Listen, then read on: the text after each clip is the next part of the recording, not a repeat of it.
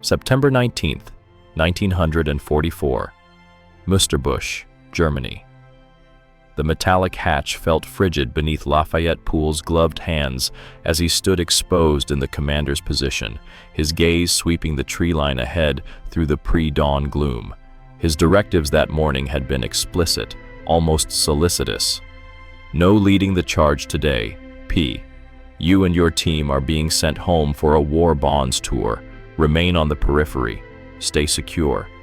Yet, positioned in that turret, 6 miles from Aachen with the Seegrid Line's concrete fortifications at their backs, P understood a singular truth that nearly 3 months of combat had etched into his very being.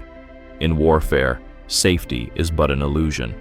The Sherman tank beneath him, emblazoned with the words, "In the mood," in stark white block letters, represented the third instance those very words had graced American steel under his command. The first 2 tanks bearing that moniker had met their destruction. This one, within the span of less than an hour, would join them in a moment that would mark the zenith of the most calamitous tank-destroying spree in American military history. The morning air was thick with the scent of diesel fumes and spent gunpowder from the prior day's engagements.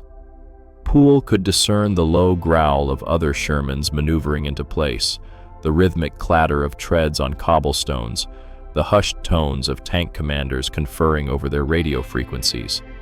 Somewhere ahead, concealed within the edifices and debris of Musterbusch, German defenders lay in wait with their 88mm cannons and Panzer projectiles. P had encountered these formidable weapons dozens of times in the preceding months. He had cultivated a grudging respect for them, a healthy apprehension, but had never allowed that fear to incapacitate him. His entire philosophy of tank engagement hinged on a single principle: strike first, strike decisively. Close the distance before the adversary could bring their superior armament to bear. That aggressive approach had preserved his life through 21 major assaults, through the annihilation of 2 tanks, through innumerable near-fatal encounters where enemy rounds had whizzed past by mere inches or ricocheted harmlessly off armor without penetration. But on this particular morning, with the prospect of home and safety mere days away, Poole's fortune was about to falter. June 14, 1941, Fort Sam, Houston, Texas. The enlistment documents bore the signature of a 21-year-old farmhand from Odom, Texas, who had deferred his engineering studies at the Texas College of Arts and Industries to answer the call of duty for his nation. Lafayette Green Poole stood 6 feet 2 inches tall, a lanky frame honed by years of toiling the arid South Texas soil, his hands calloused from rope and plow before they would learn the intricate controls of a 33-ton Sherman tank.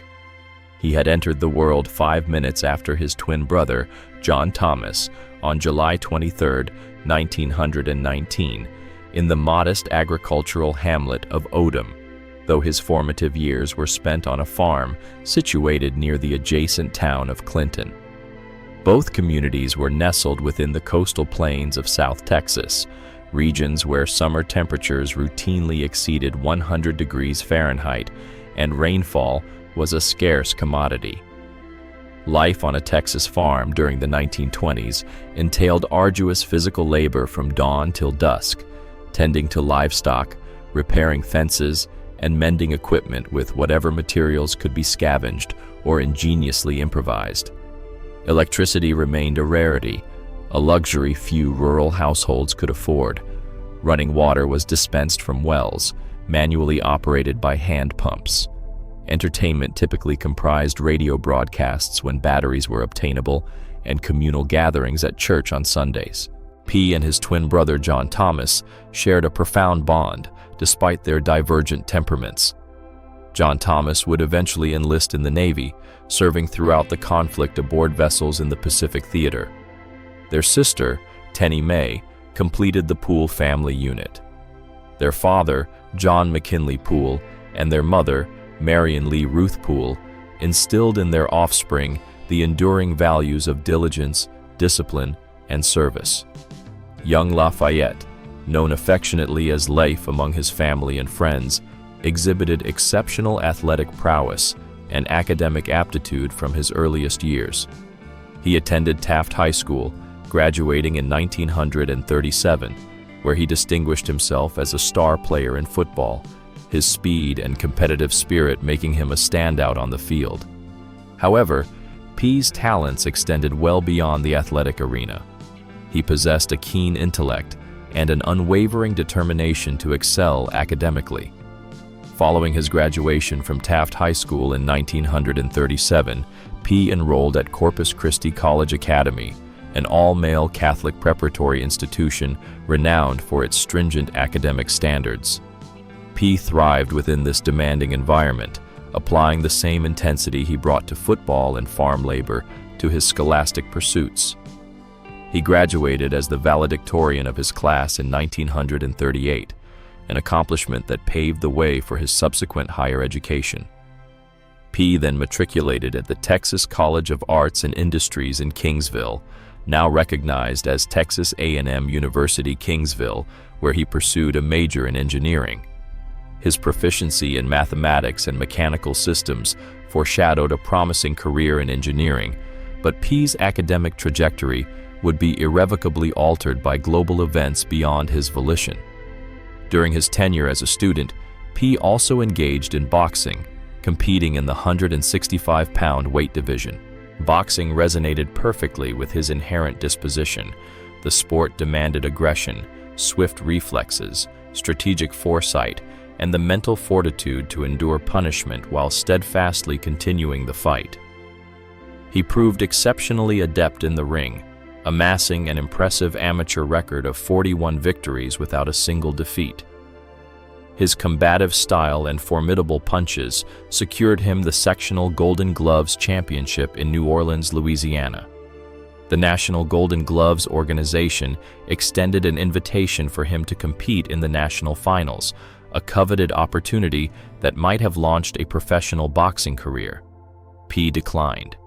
He harbored different aspirations. Engineering studies held a greater allure for him than the precarious existence of a professional pugilist. Yet, the discipline, aggression, and competitive fervor cultivated through boxing would serve him exceptionally well in a vastly dissimilar arena of conflict. By 1941, the world was engulfed in war. Germany had subjugated a significant portion of Europe. Britain stood alone against the Nazi war machine. Japan was aggressively expanding its dominion across Asia. The United States officially maintained a stance of neutrality. However, it was universally understood that America's eventual involvement in the conflict was a mere matter of time. Young men across the nation faced a critical decision. Would they await conscription or volunteer, thereby having some agency in selecting their branch of service? P made his choice. On June 14, 1941, precisely 6 months prior to the devastating attack on Pearl Harbor that would compel America's entry into the war, Lafayette P strode into the recruitment office at Fort Sam Houston in San Antonio and enlisted in the United States Army. He was 21 years of age, stood 6 feet 2 inches, weighed approximately 175 pounds, and possessed the physical conditioning of a seasoned athlete coupled with the mental discipline of a scholar. The Army would ultimately forge him into something entirely distinct, a tank commander destined to become the most lethal in American military history. The newly established 3rd Armored Division at Camp Beauregard, Louisiana, served as Poole's introduction to the realm of mechanized warfare. The division had been activated on April 15, 1941, a mere 2 months preceding P's enlistment, as part of America's extensive military buildup in anticipation of hostilities. The 3rd Armored Division would ultimately earn the moniker Spearhead for its pivotal role in breaching German defenses across France and penetrating deep into Germany itself. Consistently at the vanguard of the advance, perpetually pushing further into enemy territory than any other unit. P was assigned to Company C, 3rd Battalion, 32nd Armored Regiment, where he would serve as a tank commander within the 3rd Platoon. This particular assignment would profoundly shape the course of his existence. The 3rd Armored Division epitomized America's commitment to mechanized warfare, a relatively nascent concept that had proven devastatingly effective in German hands during their swift conquests of Poland and France. The division's organizational structure was a direct reflection of lessons gleaned from observing German panzer operations. It integrated tank battalions with armored infantry, artillery, engineers, and auxiliary units, all meticulously trained to operate in concert as a unified combat force. The division's primary offensive power emanated from its tank battalions, initially equipped with the M3 Lee medium tank. This was a provisional design featuring a 75mm gun mounted in a hull sponson and a 37mm gun situated in a turret. The M3 Lee was, in fact, obsolete before it even entered service, but American tank production in 1941 was not yet capable of supplying superior designs in adequate quantities.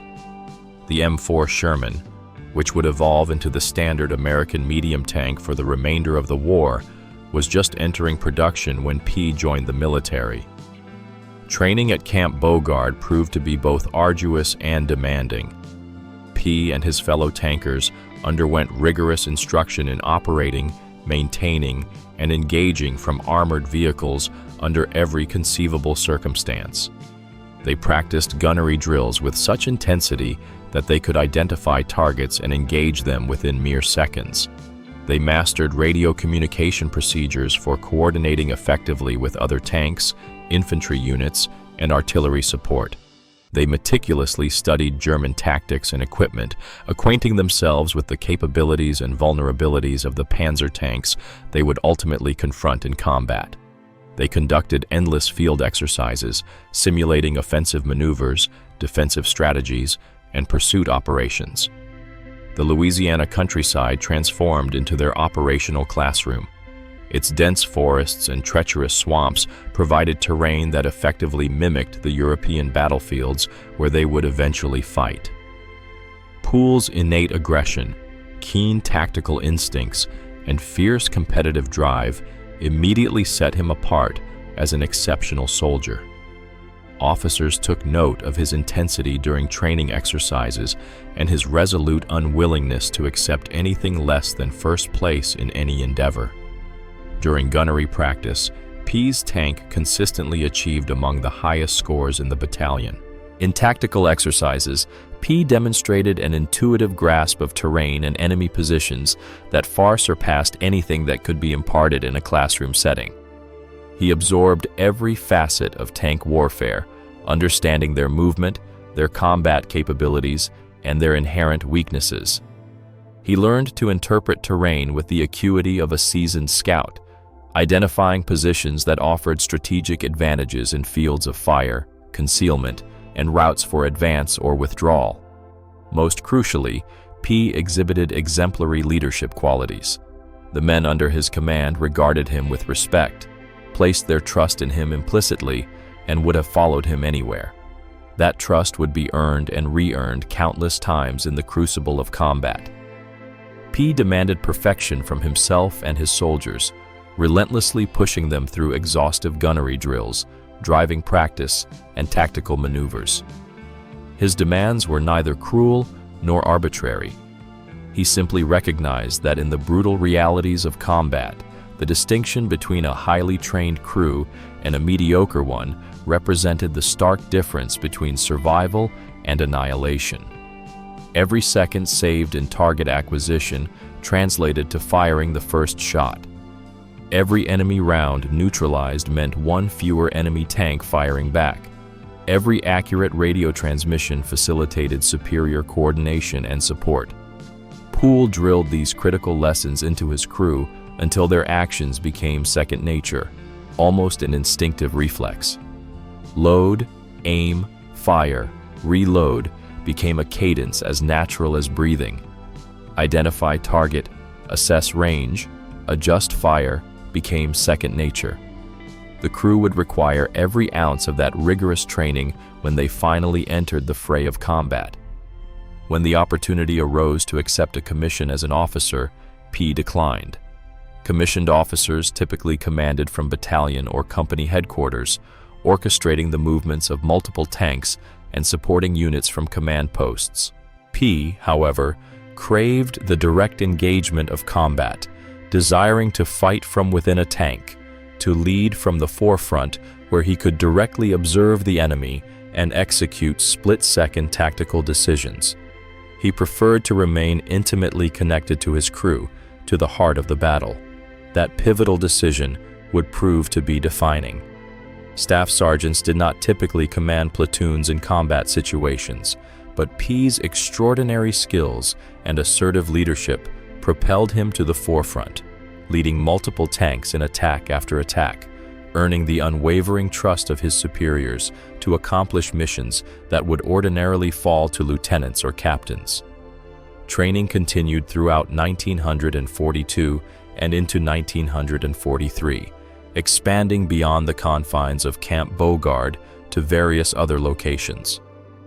The 3rd Armored Division was deployed to the Desert Training Center in the Mojave Desert of California and Arizona, where the expansive open spaces and harsh environmental conditions provided excellent preparation for potential combat operations in North Africa.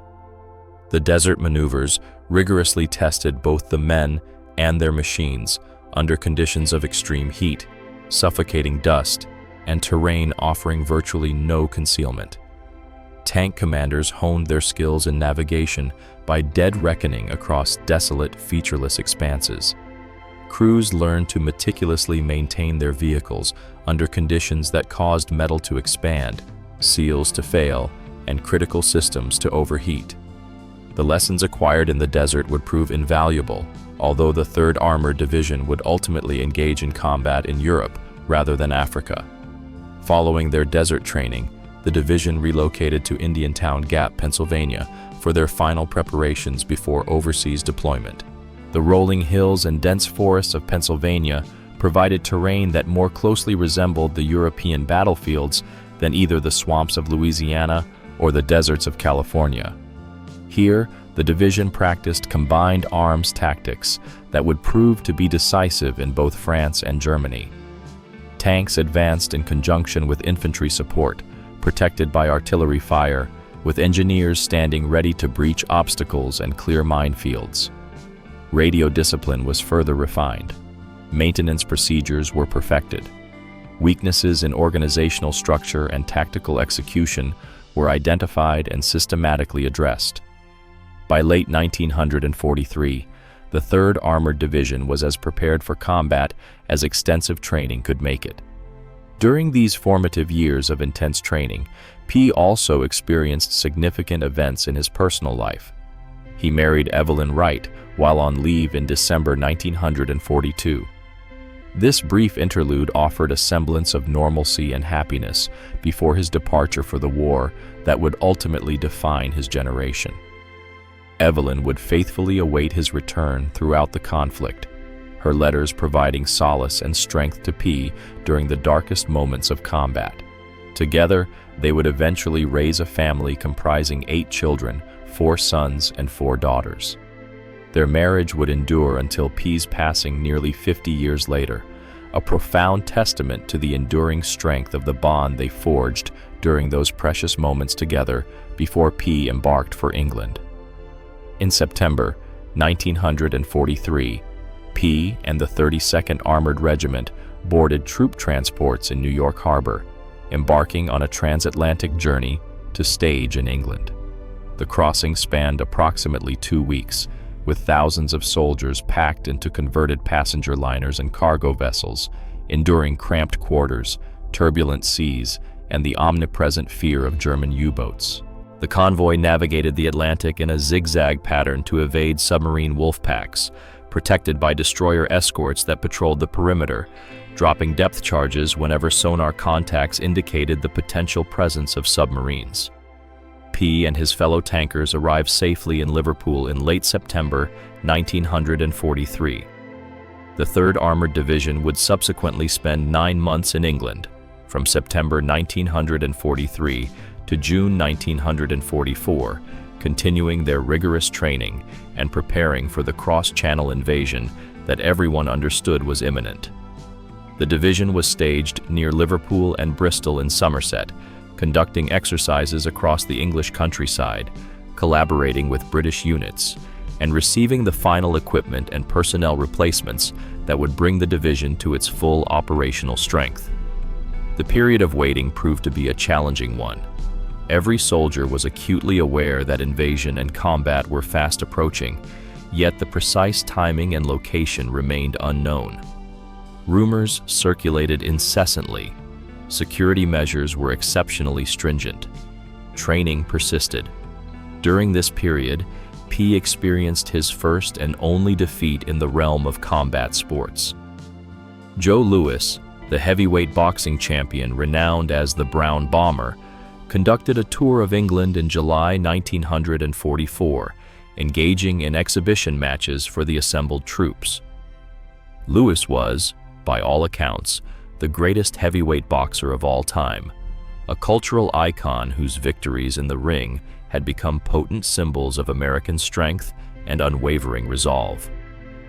His second triumph over German boxer Max Schmeling in 1938 had acquired immense political significance, serving as a powerful repudiation of Nazi racial ideologies.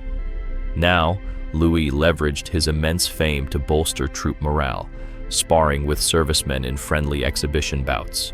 Few soldiers harbored a desire to step into the ring with the reigning heavyweight champion of the world, but P, ever confident and relentlessly competitive, volunteered for an exhibition match. The bout was scheduled for July 4, 1944, Independence Day, in Liverpool. It was intended to be a light-hearted exhibition, a cordial sparring session to entertain the troops. P, however, had different intentions. His inherent competitive nature and ingrained boxer's instincts took command. He aggressively pursued Louis, landing several solid blows that genuinely surprised the champion. Louis responded by encircling Poole's arm and softly remarking, "White man, I'm going to teach you a big lesson." The lesson was delivered swiftly and comprehensively. Louis proceeded to impart a masterclass in boxing to P, employing his superior speed, power, and technique to dominate the young sergeant without inflicting any actual harm. Louis possessed the capacity to knock P out at any moment, but he chose instead to vividly illustrate the vast chasm separating amateur and professional boxing. P would later confess that Joe Louis effectively turned him in every conceivable direction during that exhibition. Nevertheless, P departed with something far more valuable than mere victory. He learned that even overwhelming power and superior physical gifts could be overcome with the application of appropriate tactics, the opportune moment, and the perfectly placed strike. He understood that sheer aggression was insufficient. Skill, precise timing, and strategic intelligence were paramount. Those critical lessons would serve him exceptionally well in the battles that lay ahead. June 23, 1944, the port of Weymouth, England. The 3rd Armored Division commenced boarding vessels for the perilous crossing to Normandy. The D-Day invasion had occurred 18 days earlier, on June 6th. Allied forces had successfully established a beachhead and were steadily advancing inland, confronting fierce German resistance. Now, follow-on units such as the 3rd Armored Division would traverse the English Channel to join the escalating conflict. The division's tanks and vehicles had undergone meticulous waterproofing for the amphibious assault, featuring protective coverings and seals over every opening to prevent seawater from inundating engines and compartments during the arduous wade from landing craft to shore. The preparation was thorough, yet the soldiers remained apprehensive. Everyone had heard harrowing accounts of the chaos of D-Day, the devastating casualties on Omaha Beach, and the desperate fighting within the hedgerows. Now, it was their turn to face the ordeal. June 24, 1944. Omaha Beach, Normandy, France. The 3rd Armored Division made landfall 18 days after D-Day, under a steady rain that transformed the beach into a chaotic mire of men, vehicles, and equipment being processed through congested assembly areas. The beach still bore the indelible scars of the invasion. Wrecked landing craft lay half-submerged in the surf. Destroyed German fortifications dotted the rugged cliffs. Vast stockpiles of ammunition, fuel, rations, and equipment occupied every available inch of space. Military police meticulously directed traffic, striving to maintain order as thousands of vehicles made their way inland toward the designated assembly points. The bracing scent of salt water mingled with the acrid aroma of diesel exhaust, damp earth, and the lingering odor of explosives. Poole's initial Sherman tank, an M4A1 model equipped with a 75mm main gun, came ashore without encountering any significant difficulties. The waterproofing proved effective, the engine roared to life, and the tank rumbled up the beach under its own power. Over the ensuing several days, the division consolidated its positions in designated areas, removed the waterproofing, conducted test firings of weaponry, performed essential maintenance, and meticulously prepared for imminent combat. Poole's crew had trained together for many months, forging the kind of synchronized precision that represented the critical difference between life and death in battle. Now, they were about to discover whether their extensive training was adequate for the harsh realities of actual warfare. He had personally selected each member of his crew, choosing individuals whose skills and temperaments harmonized with each other and mirrored his own aggressive approach to combat. Corporal Wilbert Richards, affectionately nicknamed Baby, due to his youthful countenance despite being 24 years old, served as the driver. Richards stood only 5 feet 4 inches tall, a compact and wiry individual, yet he possessed exceptional aptitude in maneuvering the formidable Sherman tank. Poole frequently boasted that Baby could parallel park the 33-ton Sherman in the midst of downtown New York City's rush-hour traffic, an exaggeration that nevertheless contained a kernel of essential truth. Richards demonstrated an uncanny ability to thread the massive tank through narrow village streets, execute rapid reverses under intense fire, and position the Sherman for optimal firing angles with a precision that surpassed most drivers. Richards habitually drove with his hatch open whenever feasible, having once been trapped inside a tank when a hatch jammed during a training exercise. That harrowing experience instilled in him a profound and enduring fear of being confined within a burning tank, a fear shared by every tanker, but one that Richards experienced with particular acuteness. The open top granted him enhanced visibility and a swifter exit if their armored vehicle sustained a hit, though it simultaneously increased his exposure to shrapnel and small arms fire. Private First Class Bertrand Close, a mere 17 years of age and nicknamed Schoolboy due to his youth and wire-rimmed spectacles, served as the assistant driver and forward machine gunner, managing the 30 caliber Browning M1919 machine gun affixed to the front of the hull. Close hailed from Portland, Oregon, and his youthful appearance, with its smooth features and slender build, made him seem younger than his years. However, appearances were deceiving. Close proved formidable with that forward machine gun, cutting down enemy infantry with pinpoint accuracy. His placement in the tank's front right section provided an excellent field of fire ahead and to his right, covering the avenues enemy foot soldiers would utilize to approach and assault the tank with anti-tank rockets or magnetic explosives. Close also bore the responsibility of aiding in the replenishment of ammunition during intense engagements, passing rounds from storage compartments to the loader when speed was paramount. Corporal Willis Ole, 29 years old, and known by the moniker Groundhog, operated the primary armament. Ole originated from Illinois, being older than the rest of the crew, and possessed a composed, systematic disposition that contrasted with Poole's fervor. Ole aspired to survey all of France through his gun sights, his countenance perpetually marked by the impression of his tanker goggles. He maintained his eye glued to the sight, perpetually ready to discharge the weapon at any given instant. The gunner's role was arguably the most exacting within the tank. The gunner had to swiftly identify targets, accurately estimate distances, select the appropriate ammunition type, aim with precision while the vehicle was in motion, and fire at the exact opportune moment. All these actions had to be accomplished within seconds, frequently while subjected to enemy fire, with detonations jarring the tank and smoke obscuring visibility. Ole excelled in this demanding duty. His perfectly placed shots would dismantle German armored vehicles one after another in the subsequent months, validating P's confidence in his capabilities.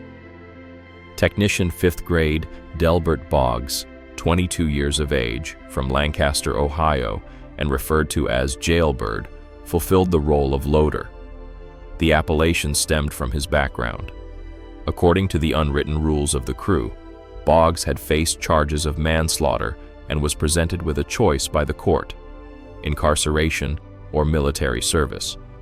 Boggs opted for the Army, bringing with him a resilience and street smarts that served him exceptionally well in combat.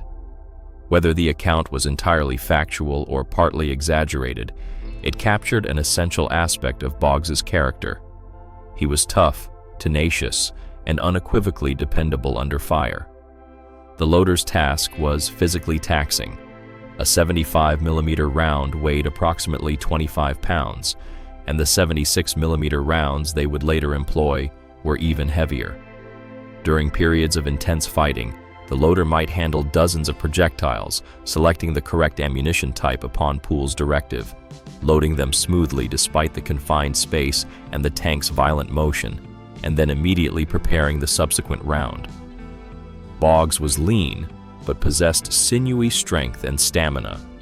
His swiftness and reliability in loading enabled P's tank to achieve a rate of fire that surpassed most other Shermans. These 4 individuals, under the command of P, called themselves the Pups, and they referred to their commander as War Daddy, a nickname that conveyed both affection and respect for the man who led them into peril repeatedly. The moniker War Daddy emerged during training when P's intense focus on combat readiness and his paternal concern for his crew's well-being fostered a dynamic where he was simultaneously their leader and guardian.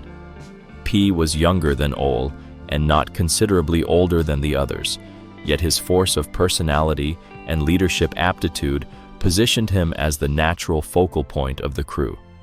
They placed their complete faith in him. This trust would be rigorously tested numerous times in the coming months. The crew had consistently outperformed other division crews in marksmanship efficiency during their training. Their coordination was flawless, with each member understanding his function and relying on his comrades. When P issued a fire command, the crew responded with mechanical precision. Driver, halt. Gunner, target tank at the front. Incoming round. Boom! The entire progression from target acquisition to firing could transpire in under 5 seconds with a proficient crew. Poole's crew could accomplish it in 3. That swiftness would repeatedly preserve their lives. Poole's strategic approach was straightforward and unyielding, honed through years of training and study of German armored tactics. Engage first, strike to incapacitate, always advance, never retreat. He believed in closing with the adversary, in reaching distances where the Sherman's advantages in agility, rate of fire, and crew expertise could counterbalance the German strengths in armor and offensive power. German tanks, such as the Panther and Tiger, possessed superior weaponry and thicker armor capable of disabling a Sherman at ranges where the Sherman's frontal protection could not be penetrated. The solution was to consistently avoid long-range engagements. P aggressively reduced the distance, maneuvering to secure flanking shots where even a Panther's armor could be breached. overwhelming German crews with rapid, accurate fire before they could effectively deploy their superior offensive capabilities. Poole suffered from claustrophobia, preferring to ride exposed in the turret or atop the vehicle rather than sealed within. This presented both a disadvantage and an asset. The drawback was evident. Exposed in the turret, Poole was vulnerable to shell fragments, small arms fire, and the shock waves from nearby explosions. Numerous tank commanders perished or were injured by fire that would not have breached the tank's armor had they remained buttoned up inside. But the advantage was substantial. Standing in the open hatch or perched atop the turret, P enjoyed vastly superior visibility compared to commanders who operated sealed inside, observing through periscopes and vision slits. He could detect threats earlier, identify targets more rapidly, and maintain superior situational awareness. He perceived the battlefield in 3 dimensions rather than through the constricted fields of vision provided by periscopes. This enhanced awareness frequently represented the distinction between firing first or being fired upon first. In armored combat, firing first typically equated to survival. Poole's battalion commander, Lieutenant Colonel Walter Richardson, was also a Texan, and the two men cultivated a rapport founded on mutual esteem and shared audacity. Richardson recognized P's exceptional proficiencies and entrusted him with progressively greater responsibilities despite his rank as a staff sergeant. Richardson remarked that P piloted his tank like a spirited steed, perpetually exposed, invariably vulnerable, consistently leading from the vanguard. That aggressive command style inspired Poole's crew and established him as the natural selection for leading vanguard assaults. Richardson would repeatedly task P with undertaking the most perilous assignments, spearheading offensives into the most heavily fortified strongholds. Poole never declined, never wavered. He simply boarded his tank and initiated the advance. Before Poole's Sherman saw combat, it required an appellation. Tank crews customarily adorned their vehicles with names, personalizing the metallic machines they inhabited and on which their survival depended. Poole selected "In the Mood," a title borrowed from Glenn Miller's immensely popular swing tune that had achieved considerable success in 1940 and remained a favorite among American servicemen. The song's buoyant tempo and infectious spirit mirrored aspects of Poole's approach to combat: assertive, self-assured, and unstoppable. The designation would eventually attain legendary status. June 29, 1944. Villiers-Fossard, France, the 3rd Armored Division's Combat Command. Orders were received to neutralize a German salient located northeast of St. Lo, a defensive position occupied by a reinforced Fusilier Battalion of the 353rd Infantry Division. This marked the division's inaugural combat engagement and Poole's initial exposure to battle. The objective was to assault a salient 3,000 yards in depth, which protected the settlement of Villiers-Fossard, situated just east of the Via River and north of St. Lo. The German forces had meticulously prepared formidable defensive emplacements, capitalizing fully on the hedgerows of Normandy, which transformed each field into a natural bastion. The hedgerows of Normandy proved to be one of the most significant topographical obstacles encountered by American forces in France. Constructed over centuries, these hedgerows comprised dense earthen ramparts, 3 to 4 feet in height, topped with thick vegetation of shrubs and small trees. They bordered every field and roadway, creating an intricate network of natural fortifications that dictated movement and provided ideal concealment for defensive positions. German infantry and anti-tank artillery could lie hidden behind these hedgerows, remaining invisible until attackers approached within point-blank range. Tanks attempting to traverse these hedgerows exposed their vulnerable underside armor to enemy fire. The initial American assaults in Normandy had resulted in costly setbacks as units learned these harsh lessons through combat.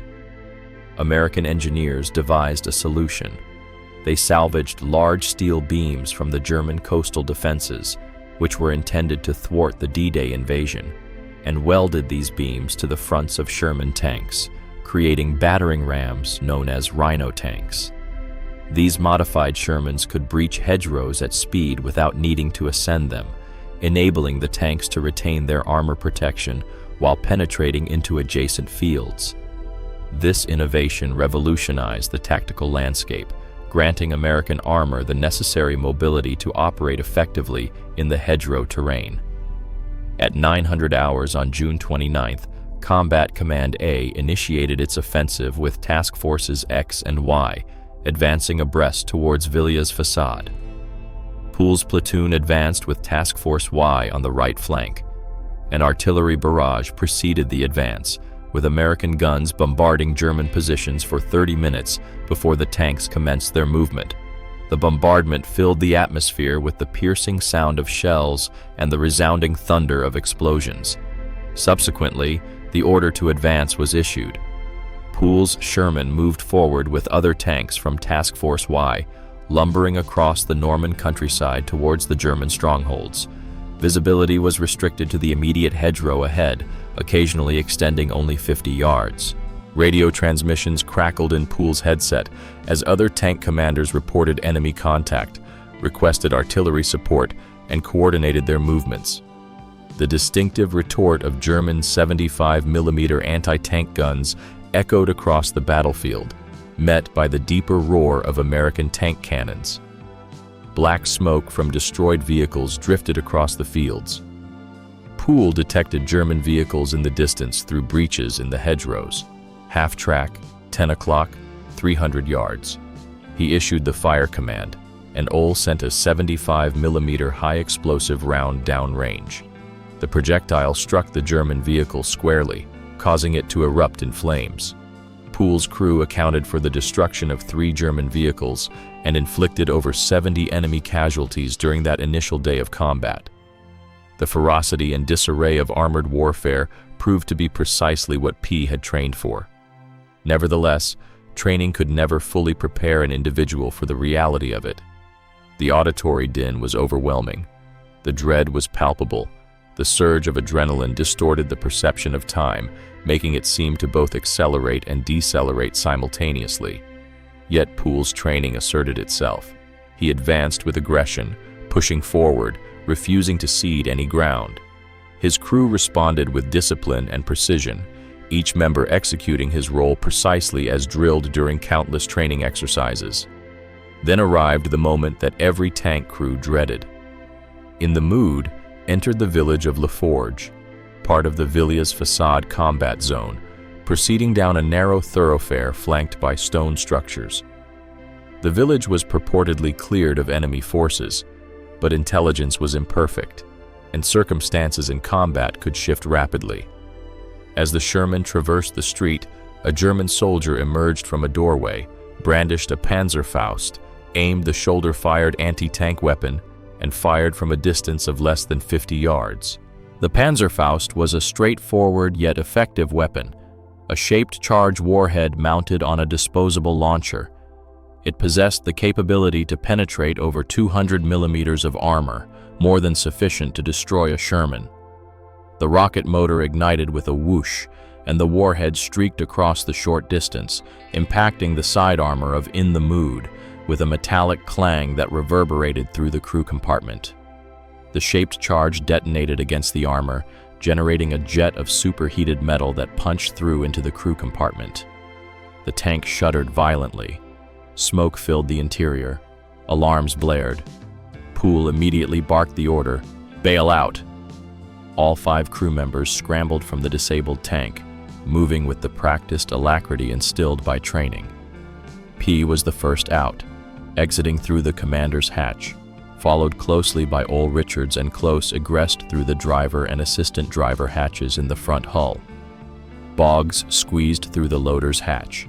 They all escaped before any ammunition could detonate or fire could spread throughout the vehicle. The crew had survived their first tank loss without any fatalities, though the experience left them profoundly shaken.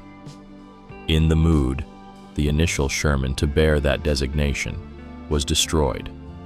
The crew had survived for precisely 5 days. P and his crew rejoined Task Force Y on foot, obtaining rides on other tanks until they could be assigned a replacement vehicle.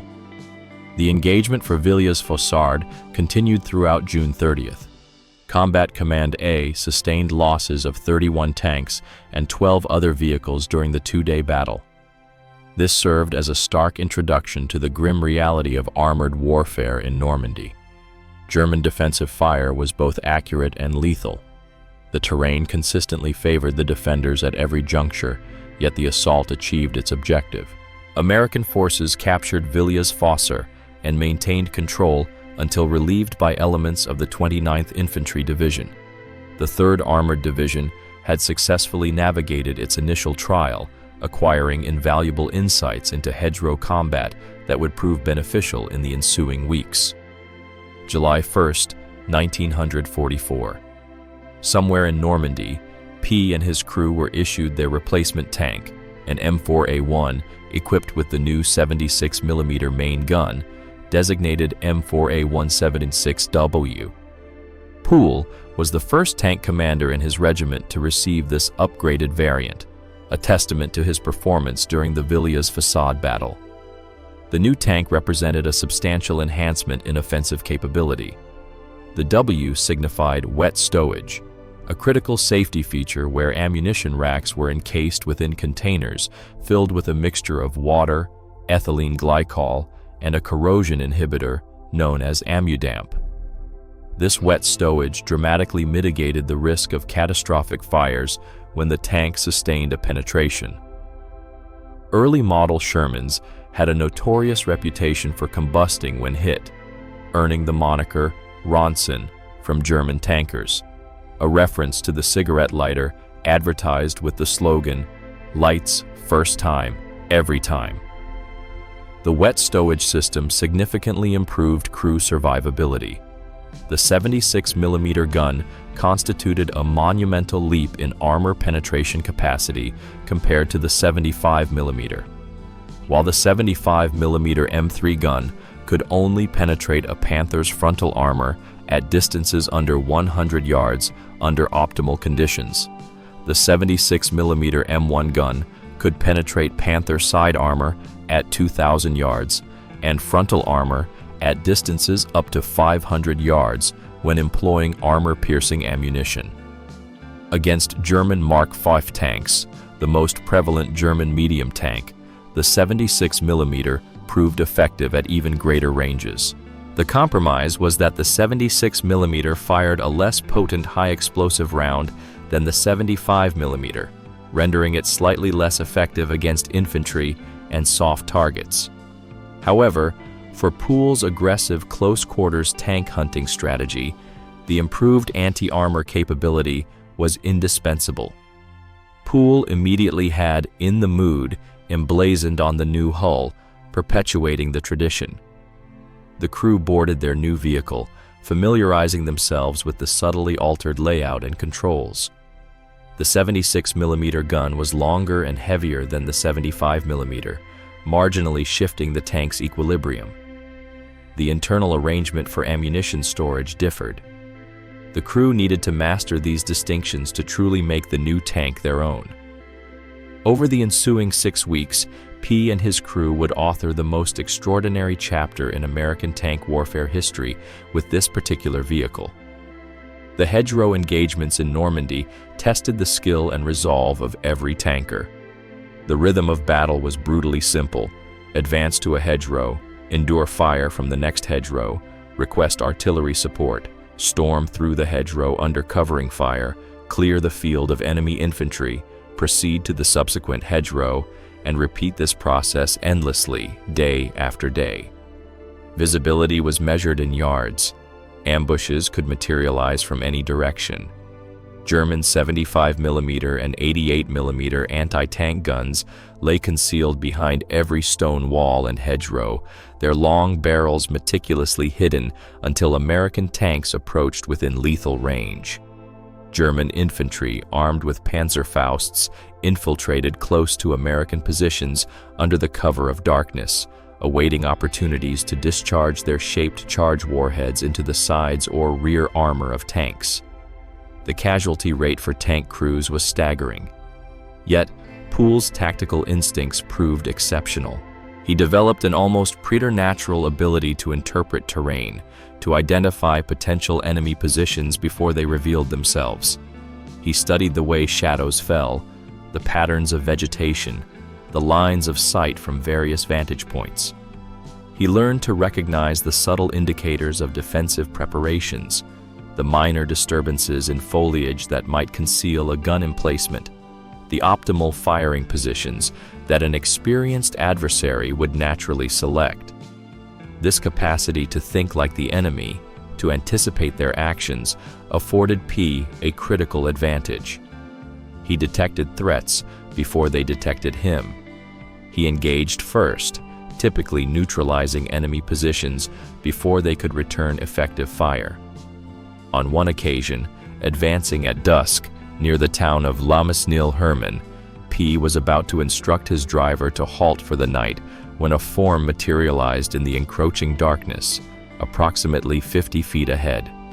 It was a German 40mm anti-aircraft gun emplacement, its crew unaware of the Sherman's presence. The Germans were settling in for the evening, moving about their position without the ingrained caution of soldiers expecting immediate engagement. P instantly recognized that he had mere seconds to act before the German crew detected his tank. Without issuing any warning, without compromising his position by transmitting orders over the radio that could be overheard, P simply shouted, "Gunner, fire!" The command was pure instinct, pure aggression. Ole's eye was already pressed to the sight, as it perpetually was. His hands moved instantaneously to the firing controls. The 76mm gun roared, unleashing an armor-piercing round directly toward the German position. The projectile traversed the short distance in a fraction of a second, striking the 40mm gun squarely. The impact obliterated the gun and instantly killed or wounded the crew. The entire engagement, from Poole spotting the target to the round's impact, took approximately 3 seconds. That instantaneous reaction, the product of hundreds of hours of training and burgeoning combat experience, epitomized the crew's efficiency. They had attained the ideal state for combat soldiers, where training transforms into instinct and decisions are made faster than conscious thought. Another nocturnal engagement near Colombia, France, nearly culminated in disaster, but instead showcased P's tactical brilliance and his crew's exceptional proficiency. Poole's platoon was advancing in darkness, moving with caution through hedgerow country, where visibility was restricted to a few yards. Night operations presented extreme peril for tanks. Visibility was minimal, even with the tank's rudimentary infrared equipment. Enemy infantry could approach very closely under the shroud of darkness. Friendly fire incidents were commonplace as units lost track of each other's positions, but the tactical circumstances necessitated night movement, and P led his platoon forward. Suddenly, In the Mood nearly collided with a German Panther tank. The two vehicles rounded adjacent corners of a hedgerow and found themselves facing each other at a range of perhaps 30 yards. The Panther was one of the most formidable armored vehicles in the Wehrmacht's arsenal. It mounted a 75mm KDUK-42 gun capable of penetrating a Sherman's frontal armor at over 2,000 yards. The Panther's frontal armor was virtually impervious to the Sherman's 76mm gun, except at very close range. On paper, the Panther tank was technically superior to the Sherman in every quantifiable aspect, with the sole exception perhaps being mechanical robustness. German tankers themselves derisively nicknamed the Sherman a Zippo lighter, boasting that they could easily dismantle Shermans, while American projectiles seemed to harmlessly deflect off Panther plating. However, warfare is not decided on parchment. The exemplary crew training and bold offensive maneuvers employed by Poole's unit neutralized the perceived technological edge of the German armor.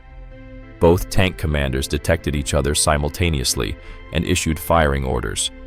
The Panther's crew managed to discharge 2 rounds in rapid succession, but the encroaching darkness, the element of surprise, and the haste of their aim resulted in both shots missing their mark. One round whistled past the Sherman's turret with a sonic boom, while the other impacted the earth just ahead of the tank, ricocheting upward and narrowly missing the underside armor by mere inches. Ola's response was accurate. A solitary 76mm armor-piercing projectile, unleashed at point-blank range, breached the Panther's turret ring where it joined the hull, a known vulnerability in its armor configuration. The round detonated within the turret, igniting its stored ammunition and instantly incapacitating the crew. The German tank erupted in a conflagration, bathing the surroundings in an orange glow that obliterated what remained of Poole's night vision capabilities, yet it simultaneously rendered other German vehicles in the vicinity starkly visible. P immediately directed his platoon to engage these newly revealed targets while strategically withdrawing from the burning Panther, anticipating a catastrophic ammunition detonation.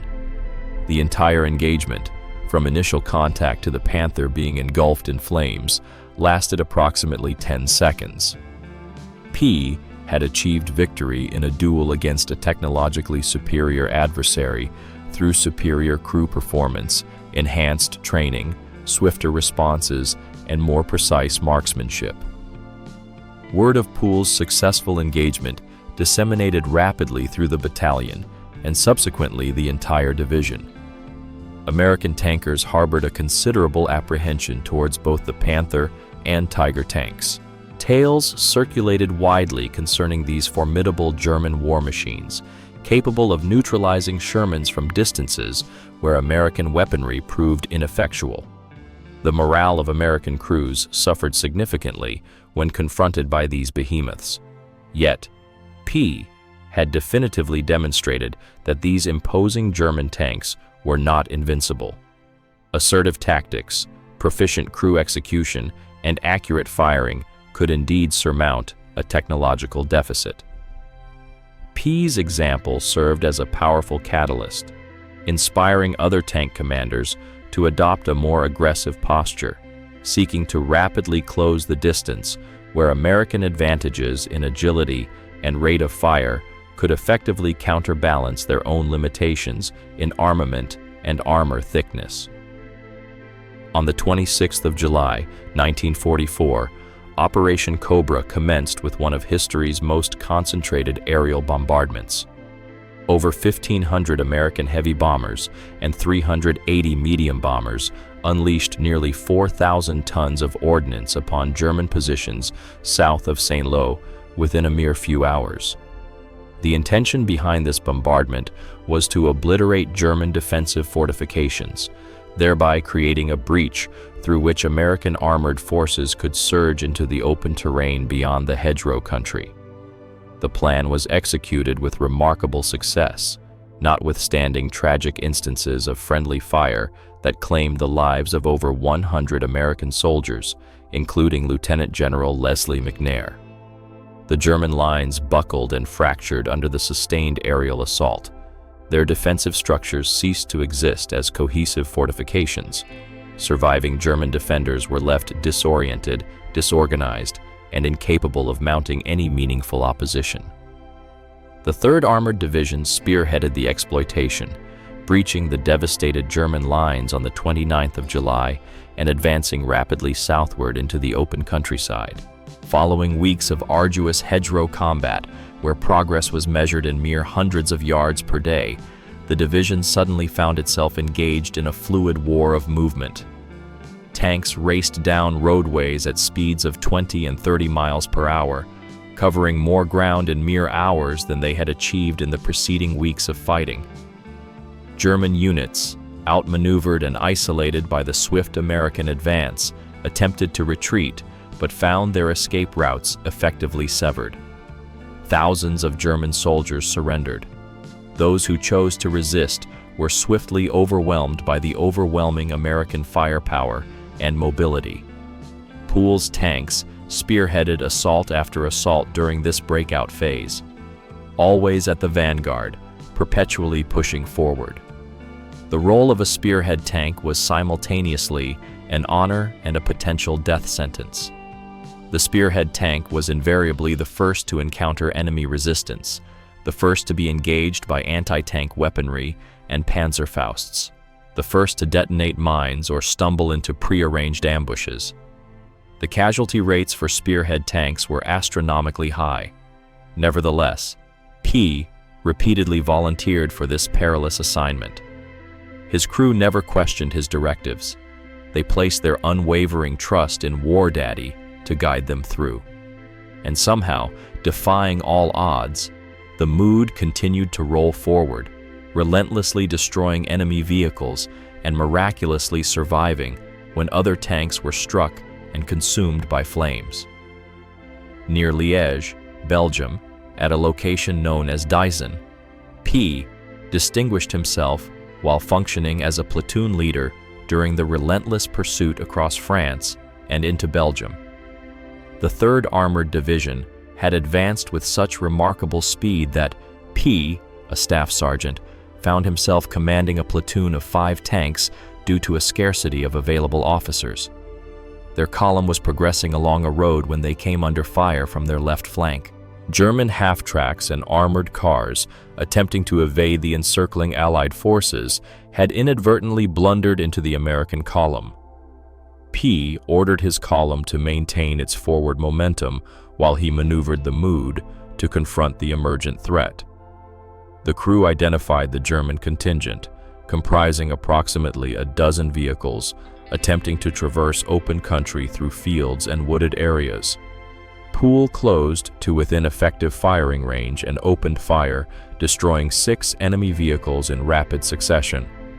The German column fragmented, with some vehicles attempting to flee while others engaged in ineffective return fire. While P was occupied with this engagement, a radio transmission reported the presence of a German Panther tank further ahead, actively engaging the American column.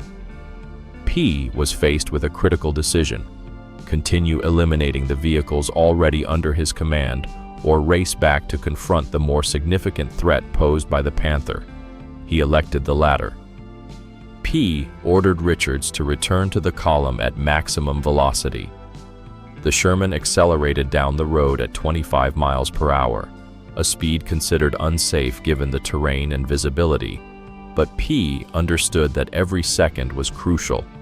His column required immediate support. As they approached the reported position of the Panther, P scanned the horizon for the German tank, while Boggs loaded armor-piercing rounds and Ola prepared to engage. P spotted the Panther, which was employing a hull-down position behind a slight elevation, methodically engaging the American column. The German tank benefited from a prepared firing position and was systematically eliminating American armor. 2 Shermans were already ablaze. P could observe crew members from one of the burning tanks abandoning their vehicle amidst the smoke and flames. The Panther's focus was entirely directed forward, engrossed in engaging the American column before it. The German commander had not yet detected P's tank approaching from the flank. P immediately recognized this opportune moment. As Napoleon famously advised, "Never interrupt your enemy when he is making a mistake." The Panther commander, fixated on his frontal targets, exposed his flank armor to Pool's approach. P issued the fire command: "Gunner, sabot the Panther's left flank." Ola smoothly traversed the turret, aligning the crosshairs of his sight on the Panther's side armor, positioned just below the turret ring. The 76mm gun discharged, its projectile covering the distance in less than a second. The armor-piercing projectile struck the Panther's side armor, penetrating cleanly and detonating within the crew compartment. The German tank shuddered violently, smoke billowed from its hatches, and moments later, flames erupted. The crew attempted to bail out, but the internal explosion had fatally wounded or stunned them. Only 1 German crewman managed to escape before the ammunition detonated catastrophically, violently severing the turret from the hull. P had destroyed his second Panther, once again achieving victory through superior tactics rather than overwhelming firepower. He had skillfully maneuvered to secure a flank shot where his 76mm gun was most effective, and his crew had executed their roles flawlessly. The American column resumed its advance, with P's tank now leading the way, having earned the spearhead position through demonstrated capability rather than by assigned duty. On the 7th of August, 1944, the Battle of the Falaise Pocket emerged as one of the most pivotal confrontations of the Normandy campaign. Allied forces were striving to encircle and annihilate the German 7th Army and 5th Panzer Army, trapping them within a pocket near the town of Falaise. A successful encirclement would decimate the primary German forces in Normandy, thereby paving the way for an accelerated advance across France toward the German frontier. The operation necessitated American forces advancing northward from the south to effect a junction with British and Canadian forces pushing southward from the north, effectively closing the gap and entrapping the German forces. Poole's tank led Task Force Y of Combat Command A during the critical phase of closing the pocket, with Lieutenant Colonel Richardson monitoring the radio communications from his command post. The fighting was characterized by extreme chaos and desperation. German units desperately attempted to break out of the encirclement, launching fierce assaults against American positions with every available resource. Other German units, already positioned west of the pocket, sought to penetrate American lines from the outside to forge an escape route for their beleaguered comrades. The ensuing conflict devolved into a massive, disorganized battle, with units from both sides intermingled, engaging in fierce skirmishes and succumbing to ambushes throughout the Norman countryside. As Poole's column advanced, they encountered groups of German soldiers attempting to flee on foot, having abandoned their vehicles and heavy armaments. Lieutenant Colonel Richardson listened intently to the radio as P closed in on a group of fleeing German troops. Poole's voice crackled over the radio, expressing a humanitarian sentiment. "Ain't got the heart to kill them." This humane impulse was genuine and a testament to P's character, despite his formidable reputation for aggression. The German soldiers attempting to escape on foot posed no immediate threat to Poole's mission objectives. However, Richardson understood that P was fully cognizant of the tactical realities of the situation. Immediately following Poole's statement, the distinct sound of Close's .30 caliber bow machine gun commenced firing. Richardson then heard P's voice again, issuing a stark command. "Watch the bastards run. Give it to them close." The moment of humanitarian consideration was fleeting, swiftly superseded by tactical imperative. German soldiers fleeing in disarray still represented a potential threat if permitted to escape, regroup, and re-establish their fighting capability. They would inevitably be rearmed and reintroduced into combat, leading to further American casualties in subsequent engagements if P allowed them to evade now. Poole's fundamental objective was to dismantle the enemy's capacity for resistance, and he executed this mission without hesitation, notwithstanding his personal reservations. This incident vividly illustrated the profound moral complexities of combat, where honorable men are compelled to perform dreadful deeds in the service of essential objectives. From the 29th to the 31st of August, 1944, P commanded the lead tank in an offensive action that would ultimately earn him the Distinguished Service Cross, the United States' second highest decoration for valor. The official citation, approved by division headquarters and endorsed by senior commanders, provided a detailed account of P's actions. P was advancing alone, well ahead of his task force, having outdistanced his supporting tanks in his characteristic aggressive push forward. While enemy contact was anticipated, P's precise location and the enemy's dispositions remained uncertain amidst the fluid combat environment. Over the course of 3 days, advancing often unaccompanied or with only 1 or 2 other tanks, P's crew engaged and destroyed 4 German tanks in separate engagements. The first was a Mark V, eliminated from ambush as it attempted to cross a road. The second was a Sturmgeschütz assault gun, destroyed at close range following a brief, running engagement through a village. The third and fourth were Panther tanks, eliminated in a single engagement where P's tank came under simultaneous fire from both vehicles and succeeded in destroying both through superior marksmanship and crew discipline. In addition to these tanks, P's crew accounted for the destruction of 3 anti-tank guns strategically positioned to ambush American armor, approximately 50 unarmored vehicles, including half-tracks, trucks, and cars, and inflicted casualties, either killed or wounded, on an overwhelming number of enemy personnel. The citation commendably noted that P's unwavering courage and inspiring leadership, demonstrated in the face of intense enemy fire, facilitated the rapid advance of his task force with minimal casualties. His extraordinary heroism, personal bravery, and zealous devotion to duty exemplified the highest traditions of the armed forces. The award citation, however, subtly understated the perilous nature of P's accomplishments. Advancing alone or with minimal support, P had deliberately exposed himself to the gravest danger, drawing enemy fire to identify enemy positions. Every anti-tank gun he destroyed had managed to fire at least one shot at his tank before its destruction. Every German tank he engaged possessed the theoretical capability to destroy his Sherman before he could neutralize it. P survived through a remarkable confluence of skill, aggression, intensive crew training, and extraordinary fortune.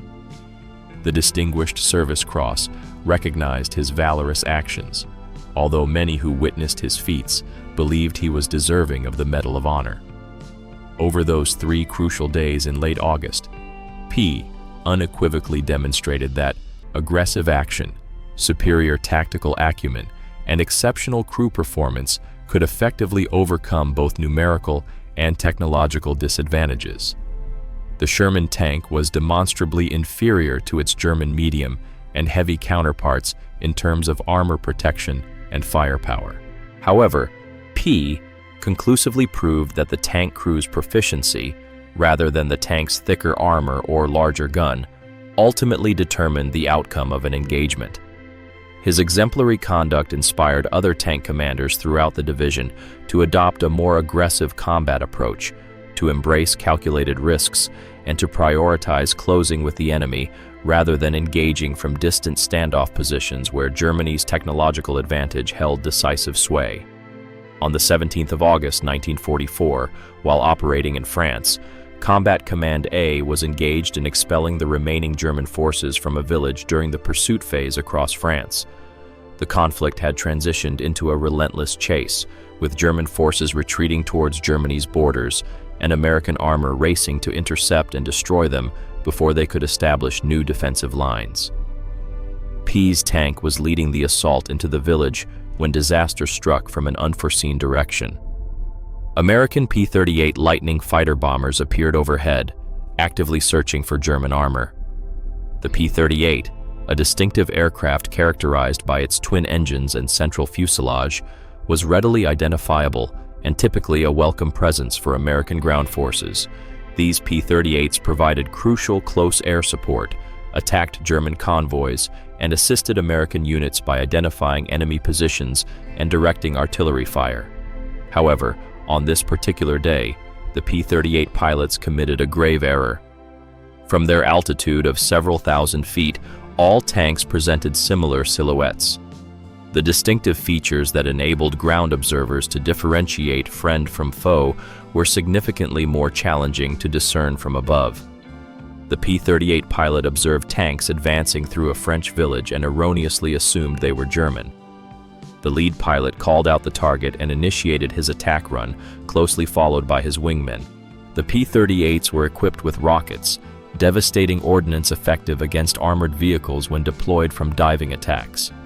P observed the aircraft descending rapidly towards his position and immediately recognized the dire peril.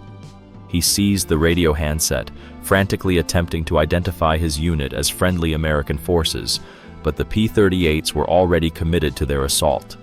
The lead aircraft unleashed a salvo of rockets. The projectiles streaked downwards towards the Mood, leaving trails of smoke. P had no opportunity to react, no means of evasion. The rockets impacted around and upon the Sherman with devastating force. One rocket struck the turret, while another hit the engine compartment, triggering widespread explosions across the tank. P issued the immediate order for the crew to abandon the vehicle. The crew bailed out with practiced efficiency, scrambling from the hatches as fire and smoke enveloped the Sherman. All 5 men escaped, although several sustained minor injuries from the explosions and the desperate egress from the burning tank. They cleared the vehicle mere seconds before its ammunition began to cook off, sending flames and secondary explosions skyward. The Mood, the second Sherman to bear that evocative name, was destroyed not by German forces, but by friendly fire from their own air support. This incident deeply affected P and his crew. They had endured nearly 2 months of intense combat against German forces, had successfully destroyed dozens of enemy vehicles, and had fought their way across France, only to lose their tank to American aircraft. The P-38 pilots, upon realizing their error, were reportedly distraught. Friendly fire incidents represented one of the tragic realities of modern warfare, where rapid operational tempos and split-second decisions sometimes led to catastrophic misjudgments. However, understanding the cause offered little solace in mitigating the impact on Pool's crew. For the second time in less than 2 months, P and his crew found themselves without a tank. They had survived 2 complete losses of their vehicle, first to a German Panzerfaust, and now to American rockets. The odds of surviving even a single tank loss were generally poor. Surviving 2 instances seemed nothing short of miraculous. Yet, P's remarkable luck was far from exhausted. Within days, he and his crew were issued their 3rd Sherman, another M4A1 176W, equipped with the 76mm gun. Once again, P had the name Mood painted onto the hull. The tradition persisted. The name had become intrinsically linked with P's tank, recognized throughout the 3rd Armored Division as belonging to the crew that spearheaded every attack, destroyed more enemy vehicles than any other crew, and appeared to possess a charmed existence despite constant exposure to extreme danger. The 3rd Mood would carry P and his crew through another month of intense combat, through the advance to the German border, through the penetration of the Siegfried Line, culminating in the final engagement that would bring P's war to a close.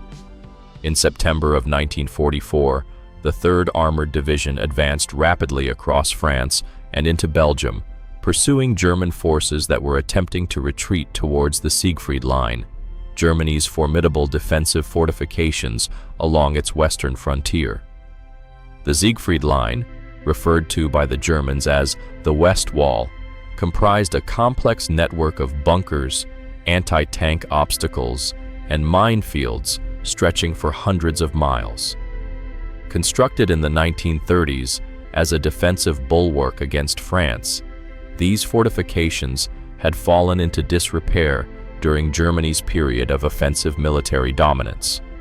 Now, with Allied forces nearing German territory, the Wehrmacht was desperately attempting to man the Siegfried Line and prepare it to impede the Allied advance.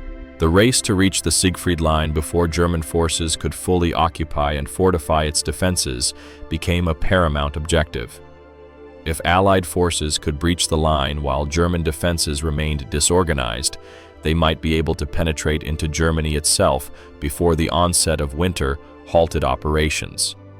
Conversely, if the Germans successfully manned the Siegfried Line with sufficient strength, the Allies would face months of costly and arduous fighting to overcome the fortifications.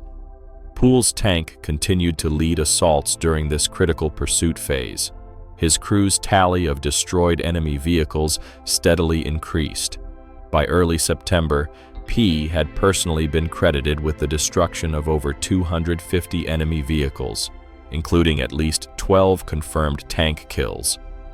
The precise number of German soldiers eliminated by P's crew exceeded 1,000, although the inherent chaos of combat rendered exact counts impossible. P's crew had also captured approximately 250 German prisoners, often entire units that surrendered upon encountering the aggressive American tank that seemed to materialize everywhere at once. P's reputation had ascended to legendary status within the 3rd Armored Division.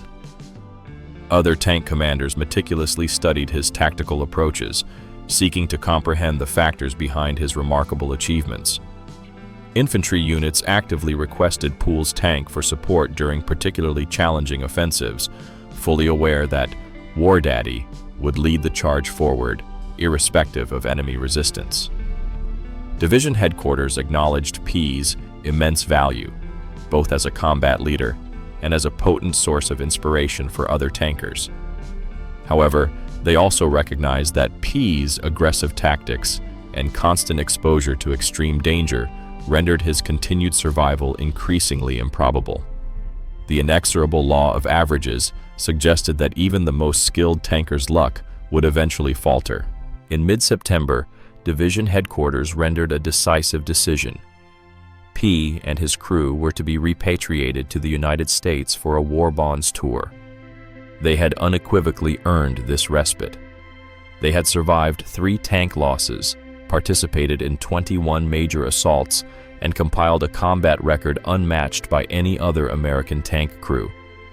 Their remarkable narrative was poised to invigorate Americans back home, bolster the sale of war bonds to sustain the ongoing military campaign, and grant these distinguished warriors a well-earned respite from the battlefield. The directives were issued. Pool and his detachment were to execute one final operation. Subsequently, they would be withdrawn from the front lines, relocated to the rear for processing, and then dispatched back to their homeland. On the 19th of September, 1944, the concluding mission commenced under the veil of darkness.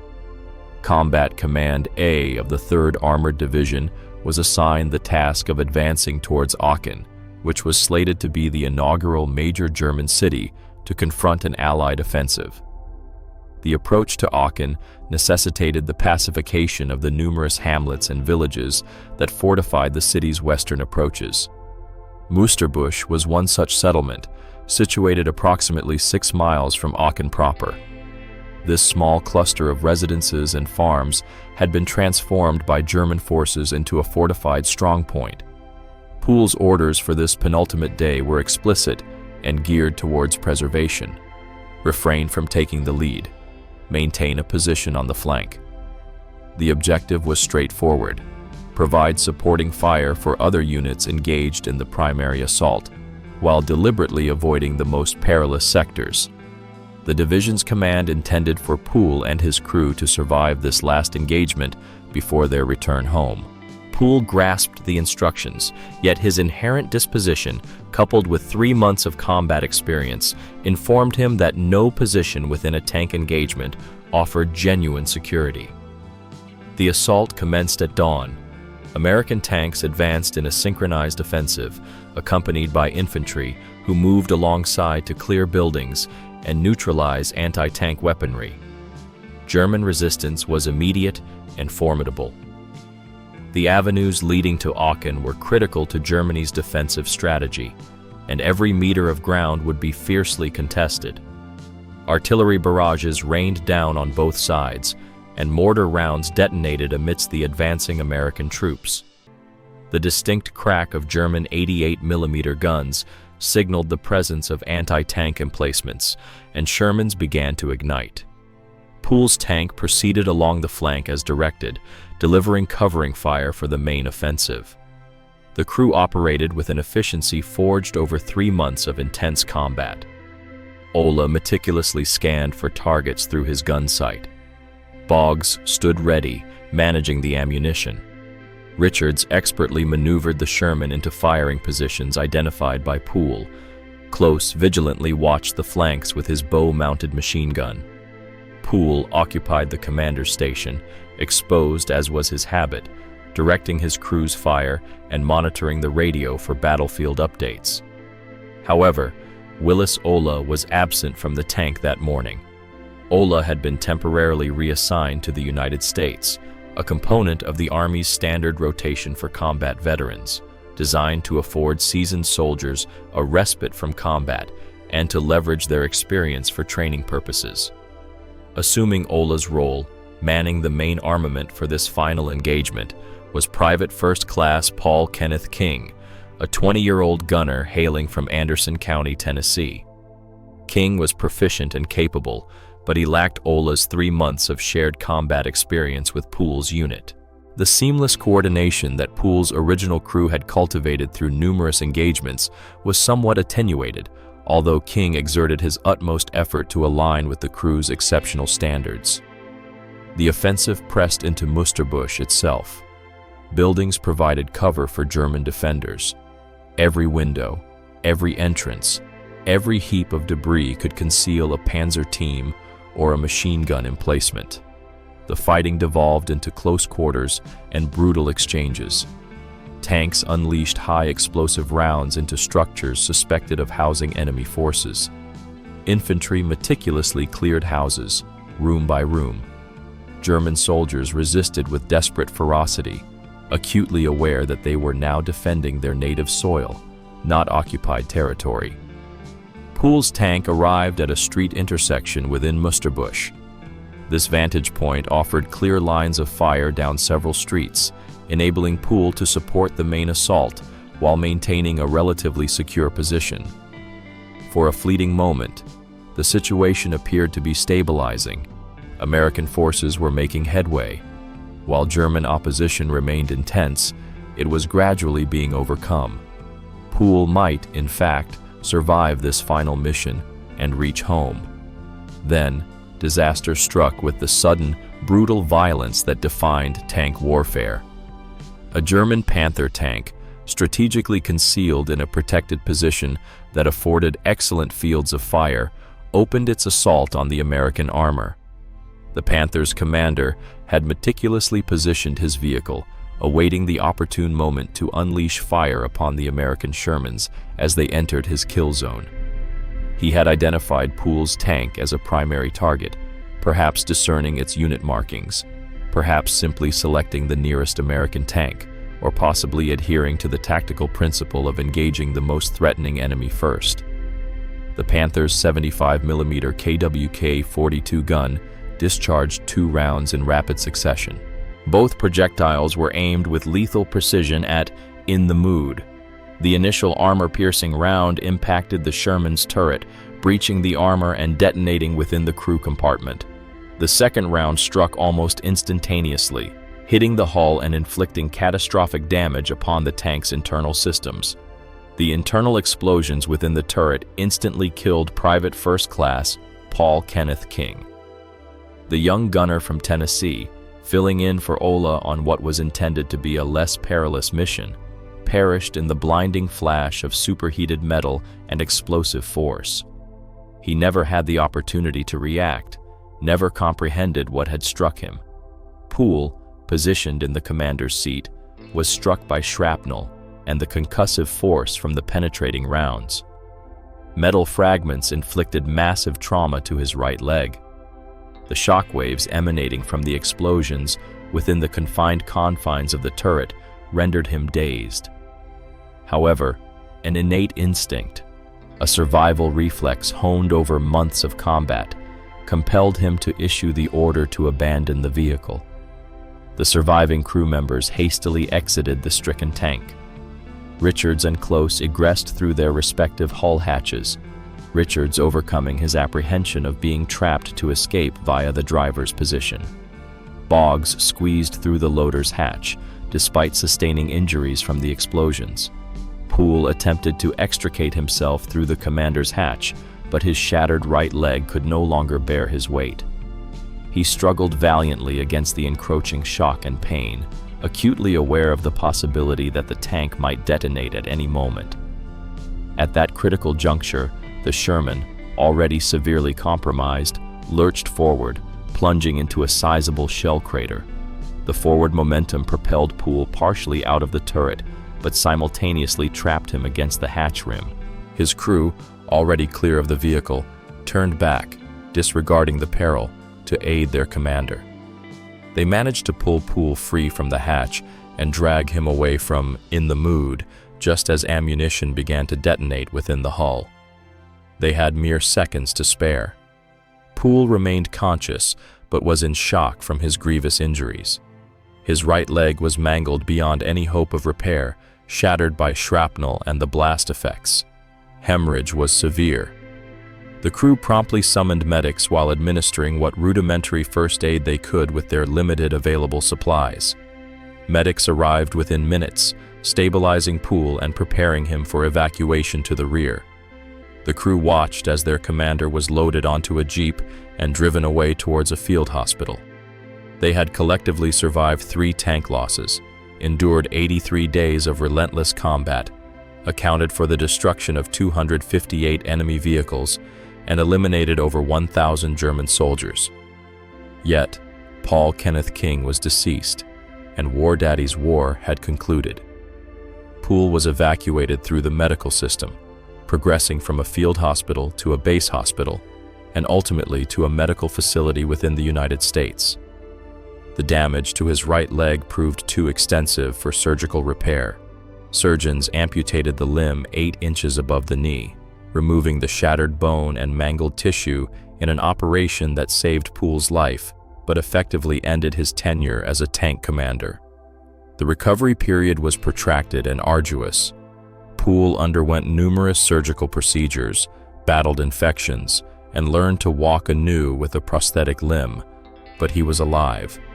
The ultimate statistics of Poole's combat service were unprecedented in the annals of American military history. Over 83 days of engagement, from the 29th of June to the 19th of September, Poole and his crew destroyed 258 enemy armored vehicles, including 12 confirmed tank eliminations. They were responsible for the deaths or injuries of over 1,000 German soldiers and secured approximately 250 prisoners.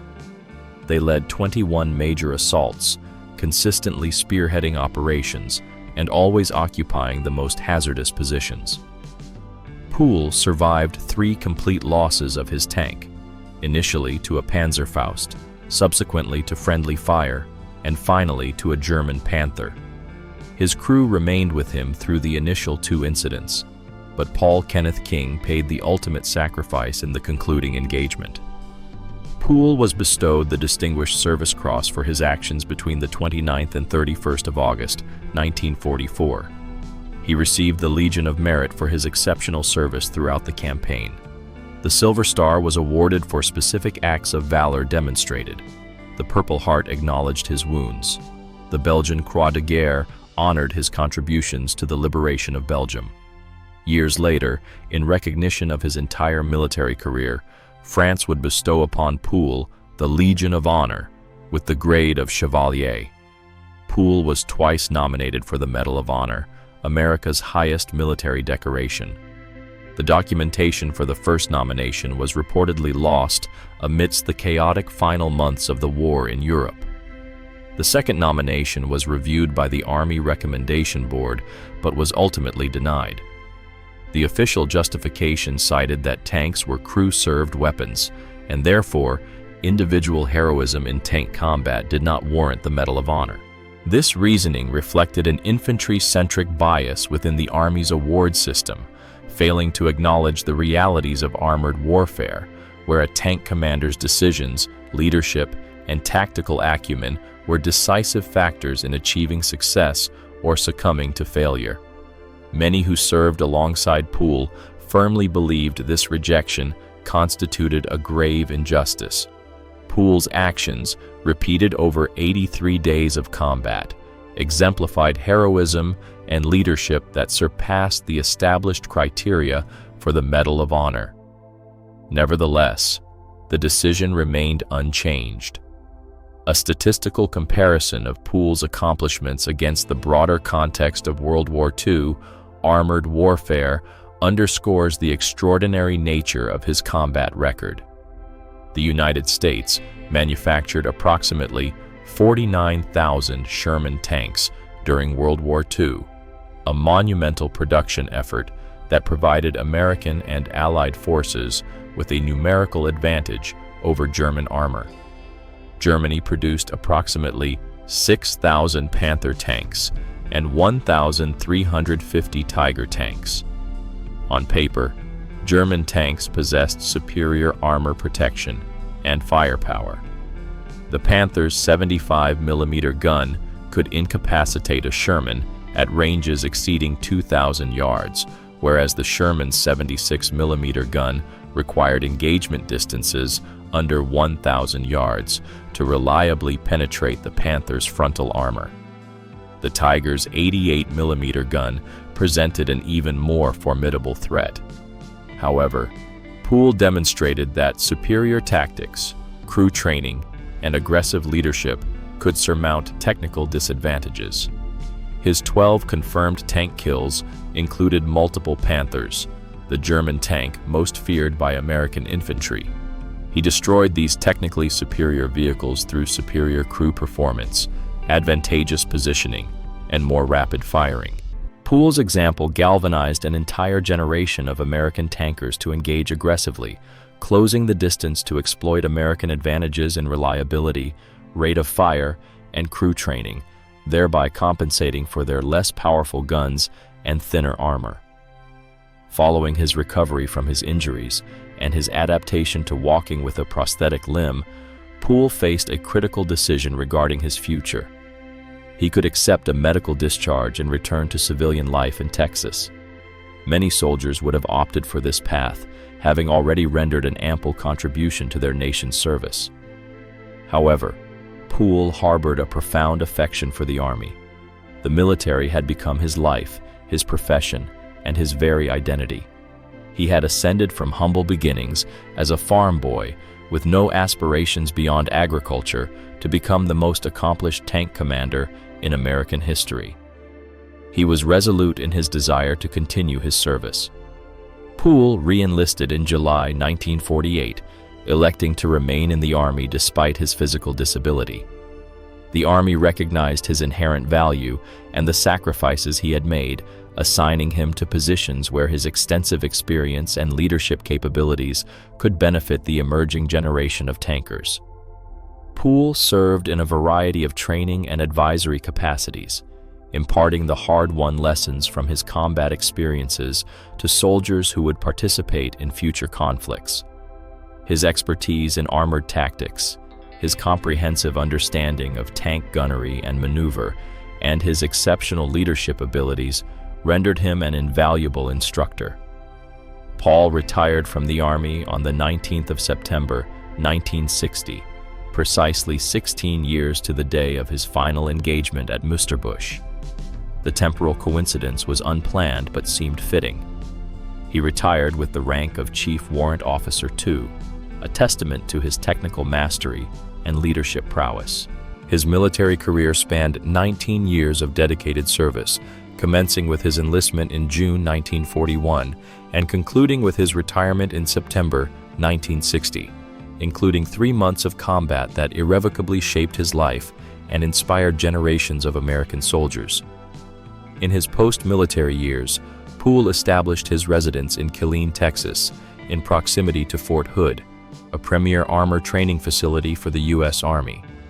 He maintained a strong connection to the military community, participating in reunions of the 3rd Armored Division, corresponding with fellow veterans, and occasionally addressing military gatherings to recount his combat experiences. He was a devoted family man, raising 8 children with his wife Evelyn, comprising 4 sons and 4 daughters. Their marriage, which commenced during a brief leave in December 1942, endured through wartime injuries and the inherent challenges of military life, lasting until Paul's passing. However, tragedy struck Poole's family in a manner that tragically mirrored his own combat service. His son, Captain Jerry Lynn Poole, Sr., followed his father into military service, eventually becoming an officer in the Army's Special Forces. Jerry P. served in Vietnam during the conflict's most intense period, leading reconnaissance teams deep into enemy territory as part of MAS v SOG, Military Assistance Command, Vietnam Studies and Observations Group. MAS v SOG undertook some of the war's most perilous missions, inserting small units into Laos, Cambodia, and North Vietnam for intelligence gathering and direct action operations. On the 24th of March, 1970, Captain Jerry Lynn Poole served as the team leader for RT Pennsylvania, one of MASV SOG's reconnaissance teams. His team was operating in Ratanakiri Province, Cambodia, approximately 14 miles within Cambodian territory, conducting reconnaissance of North Vietnamese supply routes. The helicopter transporting Poole's team came under heavy enemy fire. The aircraft was struck, exploded, and crashed, resulting in the deaths of all 7 soldiers aboard. Captain Poole was 29 years old. His remains remained in Cambodia, classified as missing in action for over 25 years. The pursuit of Captain Poole's remains became an integral part of the broader endeavor to account for American servicemen missing in Southeast Asia.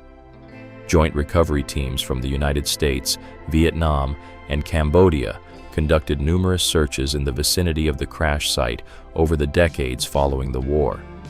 On the 12th of April, 1995, a recovery team discovered remains believed to be from the helicopter crash. The remains were transported to the U.S. Army Central Identification Laboratory in Hawaii, where forensic specialists undertook the task of identification through dental records, DNA analysis, and other methodologies. On the 20th of June, 2001, more than 31 years after his demise, the remains were definitively identified as belonging to Captain Jerry Lynn Poole, Sr. He was finally returning home. Captain Poole was interred with full military honors at Arlington National Cemetery. His name was inscribed on the corpse of the missing at the Honolulu Memorial until his remains were recovered and identified. For Lafayette Poole, the loss of his son to war was profoundly devastating. He understood the nature of military service, perhaps better than most, recognizing the inherent risks that soldiers accepted and the ever-present possibility of death in combat. However, understanding did not diminish the acute pain of losing a child. Lafayette Green Poole passed away on the 30th of May, 1991, in Killeen, Texas. He was 71 years old, having lived nearly 47 years following his wounding at Musterbusch. He was buried with military honors, acknowledged as one of America's most distinguished tank commanders. His legacy endured through the soldiers he had trained, the tactics he had validated, and the exemplary example he had set for aggressive, effective leadership in armored combat.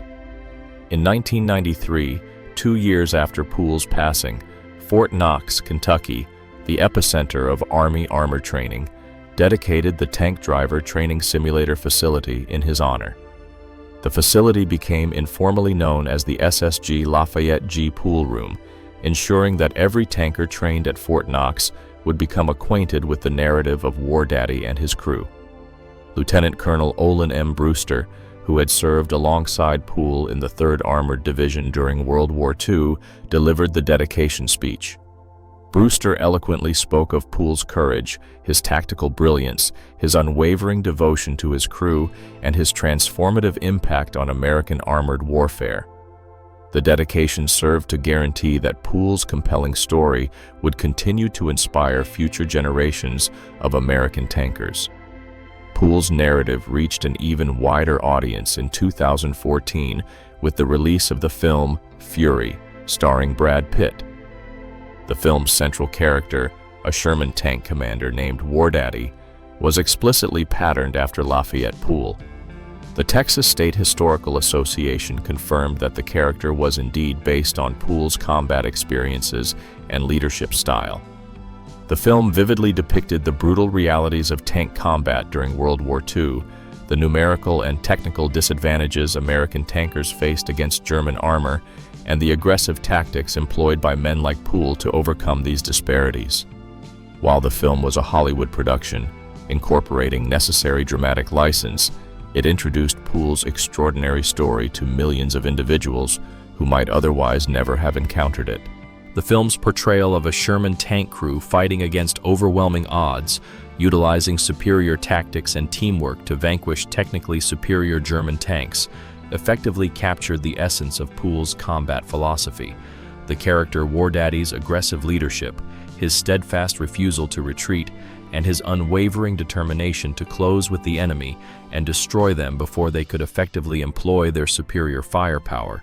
These traits were directly derived from Poole's documented combat style and the first-hand accounts of soldiers who served with him in the 3rd Armored Division. Poole's legacy extends beyond cinematic representations and memorial halls. His combat record remains unparalleled in American military history. No other American tank commander in World War II, the Korean War, the Vietnam War, or any subsequent conflict has approached Poole's remarkable tally of 258 enemy vehicles destroyed in a mere 83 days of combat. The statistical improbability of his achievements becomes starkly evident when viewed within its historical context. The average Sherman tank operating in the European theater survived approximately 11 days of combat before being incapacitated or destroyed. Poole's crew, in contrast, endured 83 days across 3 distinct tanks, continuing to fight effectively after each loss. The average American tank crew destroyed between 1 and 3 enemy vehicles throughout their entire combat service. Poole's crew, however, destroyed an astonishing 258. The secret to Poole's extraordinary success lay not in superior equipment or overwhelming force, but in the fundamental principles of armored warfare that he intuitively grasped and ruthlessly applied. These included aggressive maneuver to close the distance, thereby diminishing the decisive impact of German technical advantages in armor and firepower. Furthermore, he emphasized superior crew training, which facilitated faster target acquisition, more accurate shooting, and better tactical decision-making under intense pressure. His absolute refusal to yield ground or break contact forced German crews into close-range engagements where American advantages in rate of fire and crew coordination could prove decisive. Finally, he possessed a willingness to embrace risk and lead from the forefront, inspiring his subordinates and compelling enemy forces to contend with an aggressive threat that never afforded them the opportunity to establish defensive positions or effectively utilize their superior weaponry. These principles, honed on the battlefields of Normandy and the plains of France, became foundational doctrine for American armored forces. The aggressive close combat tactics pioneered by Poole significantly influenced tank commander training throughout the Cold War and into the modern era. The paramount importance placed on honing crew proficiency to achieve the seamless synchronization demonstrated by Poole's unit became a cornerstone of American tank combat strategy. This realization that superior tactical execution and rigorous training could compensate for technological deficiencies in materiel, a fact unequivocally established by Poole's battlefield accomplishments, profoundly shaped American military thinking on armored warfare for decades.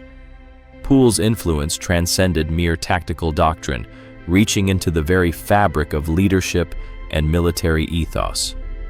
His deliberate rejection of a commission, opting instead to engage from within a tank rather than directing from a command post, exemplified a commitment to frontline leadership that became an aspirational benchmark for military commanders at all echelons. His unwavering dedication to his crew, his almost paternal solicitude for their well-being, coupled with his exacting performance expectations, forged a leadership paradigm that masterfully balanced concern for subordinates with the unwavering pursuit of mission objectives. His relentless pursuit of enemy forces, judiciously tempered by strategic acumen and meticulous positioning, proved that audaciousness need not equate to recklessness, and that well-applied aggression could indeed represent the most secure path in combat. The appellation War Daddy perfectly encapsulated an essential facet of Poole's leadership style. He was simultaneously the vigilant protector, ensuring his crew received the finest training, equipment, and support, and the formidable combatant who repeatedly guided them into the most perilous situations. His crew placed their absolute faith in him, secure in the knowledge that he would never demand of them what he wouldn't undertake himself, would never expose them to peril while remaining in safety, and would never squander their lives for inconsequential aims. That profound trust, cultivated through months of intensive training and validated across dozens of combat encounters, forged an unbreakable bond between Poole and his men, a connection that even death could not sever. The surviving members of Poole's 83 days of combat carried his teachings and his memory throughout their lives. Wilbert Richards, the diminutive driver whose uncanny ability to maneuver a Sherman through seemingly impassable terrain was legendary, returned to civilian life after the war, yet maintained contact with his former crewmates and attended 3rd Armored Division reunions whenever his schedule permitted.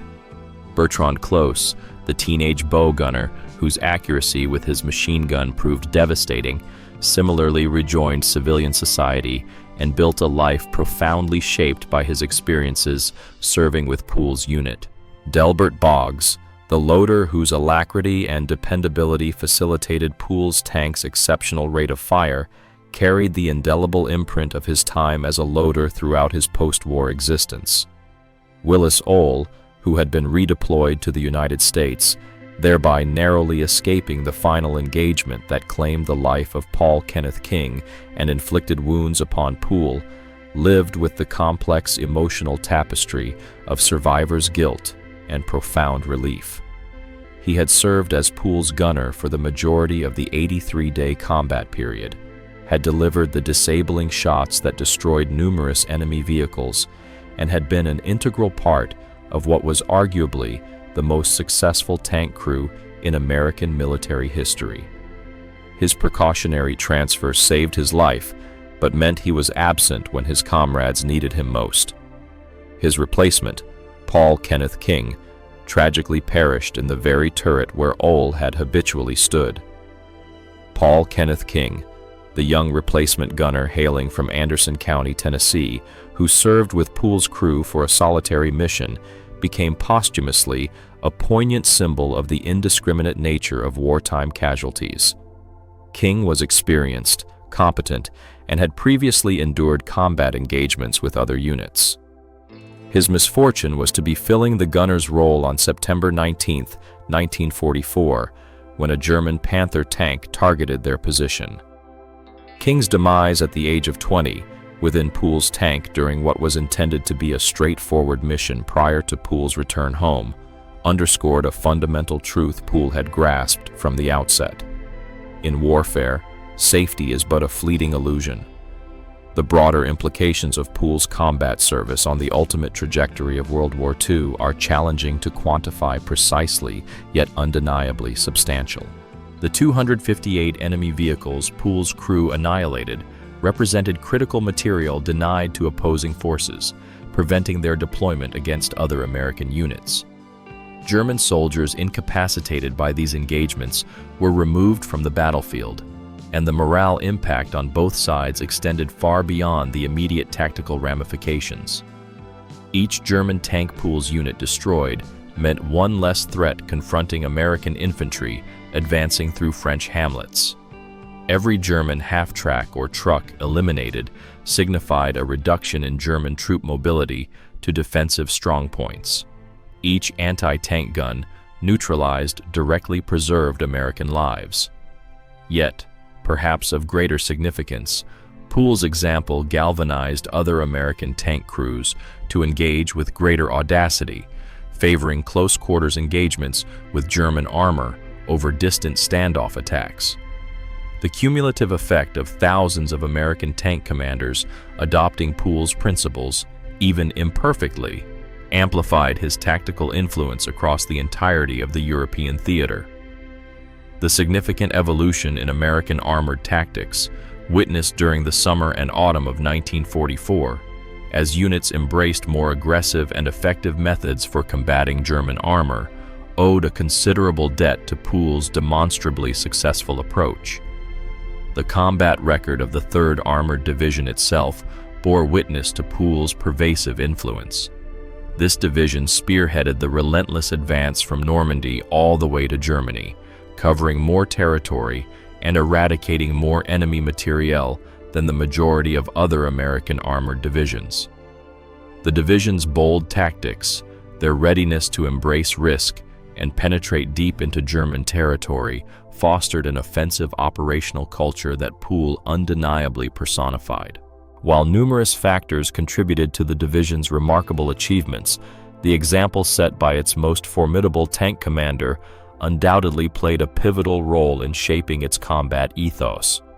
Poole's narrative also serves as a powerful illustration of the overarching story of American triumph in World War II. The United States entered the global conflict equipped with materiel that, in many respects, lagged behind its German counterparts. The Sherman tank, for instance, was outgunned and out-armored when pitted against formidable German Panthers and Tigers. American servicemen, too, were often less seasoned than their German adversaries, who had been engaged in combat since 1939. German tactical doctrine, honed through years of battlefield experience, often surpassed American doctrine at the commencement of the campaign. However, America possessed decisive advantages that ultimately proved critical. Its immense industrial capacity, capable of producing 49,000 Sherman tanks compared to Germany's 6,000 Panthers, allowed American forces to absorb losses that would have been catastrophic for German units. Its training systems, which prioritized crew coordination and integrated arms operations, ensured that American units, while perhaps individually less proficient than elite German formations, operated with superior effectiveness as cohesive teams. A cultural environment that championed initiative and aggressive action at all levels enabled individuals like Poole to ascend to prominence based on their demonstrated capabilities, rather than lineage or political affiliation. Poole epitomized these inherent American strengths.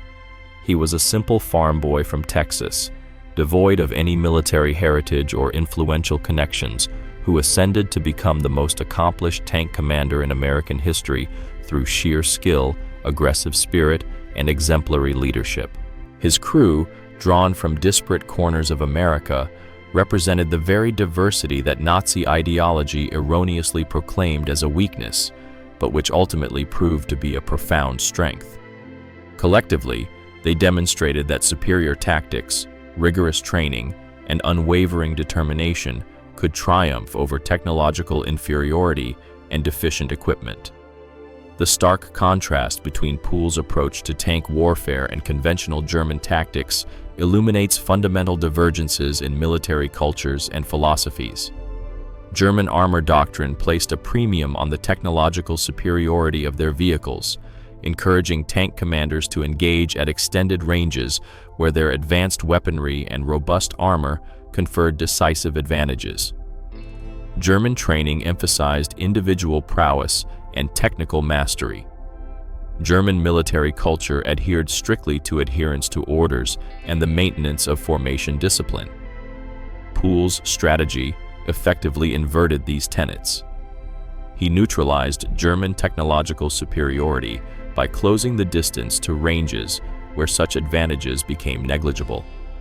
He championed crew cohesion over individual expertise, understanding that 5 individuals operating in perfect synchronicity could outperform 5 individually skilled soldiers functioning independently. He valued initiative and aggressive action above rigid formation discipline, frequently operating autonomously or with minimal support rather than awaiting coordinated assaults with other formations. These opposing methodologies reflected broader cultural distinctions between American and German military establishments. The German military, steeped in centuries of Prussian tradition, prioritized hierarchy, discipline, and technical excellence. Conversely, the American military, shaped by its frontier heritage and democratic ideals, valued initiative, adaptability, and tangible results. Poole's success stemmed from his embodiment of the American approach and its ruthless application against an adversary guided by differing principles. The ultimate validation of Poole's tactical philosophy manifested in the broader outcome of the war. Germany's technological supremacy in tank design failed to prevent its eventual defeat. The technically superior Panthers and Tigers, which dominated German tank production in 1944 and 1945, could not overcome Germany's fundamental industrial weaknesses, its strategic overextension, and the cumulative toll of years of combat attrition. American Shermans, despite being disparaged by some historians as fatally flawed death traps, played an indispensable role in defeating Germany through sheer numerical superiority, superior crew training, and more aggressive tactical employment. Poole's account offers a nuanced perspective that complicates simplistic narratives surrounding American tank warfare in World War II. The Sherman tank has, in popular culture, often been depicted as a poorly engineered death trap, contributing to American casualties through its inferior firepower and armor. While this portrayal contains elements of truth, the Sherman was indeed outgunned and underarmed compared to German medium and heavy tanks, and American tank crews did sustain high losses with numerous Shermans being destroyed in combat. Poole's record conclusively proves that the Sherman, when operated by a highly trained and aggressive crew, was an exceptionally effective combat platform. Poole's astonishing achievement of destroying 258 enemy vehicles, including 12 tanks, across 83 days of combat while operating 3 different Sherman tanks, speaks volumes. He endured the loss of 3 entire tanks and maintained his combat effectiveness after each catastrophic event. His crew's success rate significantly outpaced that of crews manning technically superior German tanks. The implication is clear. In armored warfare, as in most facets of combat, the quality of the crew far outweighs the specifications of the machine. This principle extends beyond the context of World War II tank engagements. Throughout military history, armed forces have grappled with the perpetual challenge of balancing technological advancement in equipment with the effective training of personnel. The pervasive temptation to seek technological remedies for tactical shortcomings, to believe that superior hardware can compensate for inadequate training or flawed tactics, remains a constant. Poole's historical record stands as an enduring refutation of this notion. Even the most advanced equipment, when wielded by a poorly trained or hesitant crew, will inevitably falter against less sophisticated materiel employed with aggression by well-drilled soldiers. Contemporary armies continue to meticulously study Poole's combat record, extracting invaluable lessons applicable to modern warfare. The principles Poole demonstrated retain their relevance in an era characterized by sophisticated computerized fire control systems, advanced composite armor, and precision-guided munitions. These enduring principles include aggressive maneuver to close with the enemy and engage at ranges that neutralize their advantages, superior crew training, emphasizing coordination and rapid decision-making, and leadership that cultivates confidence and sustains morale under the most extreme duress.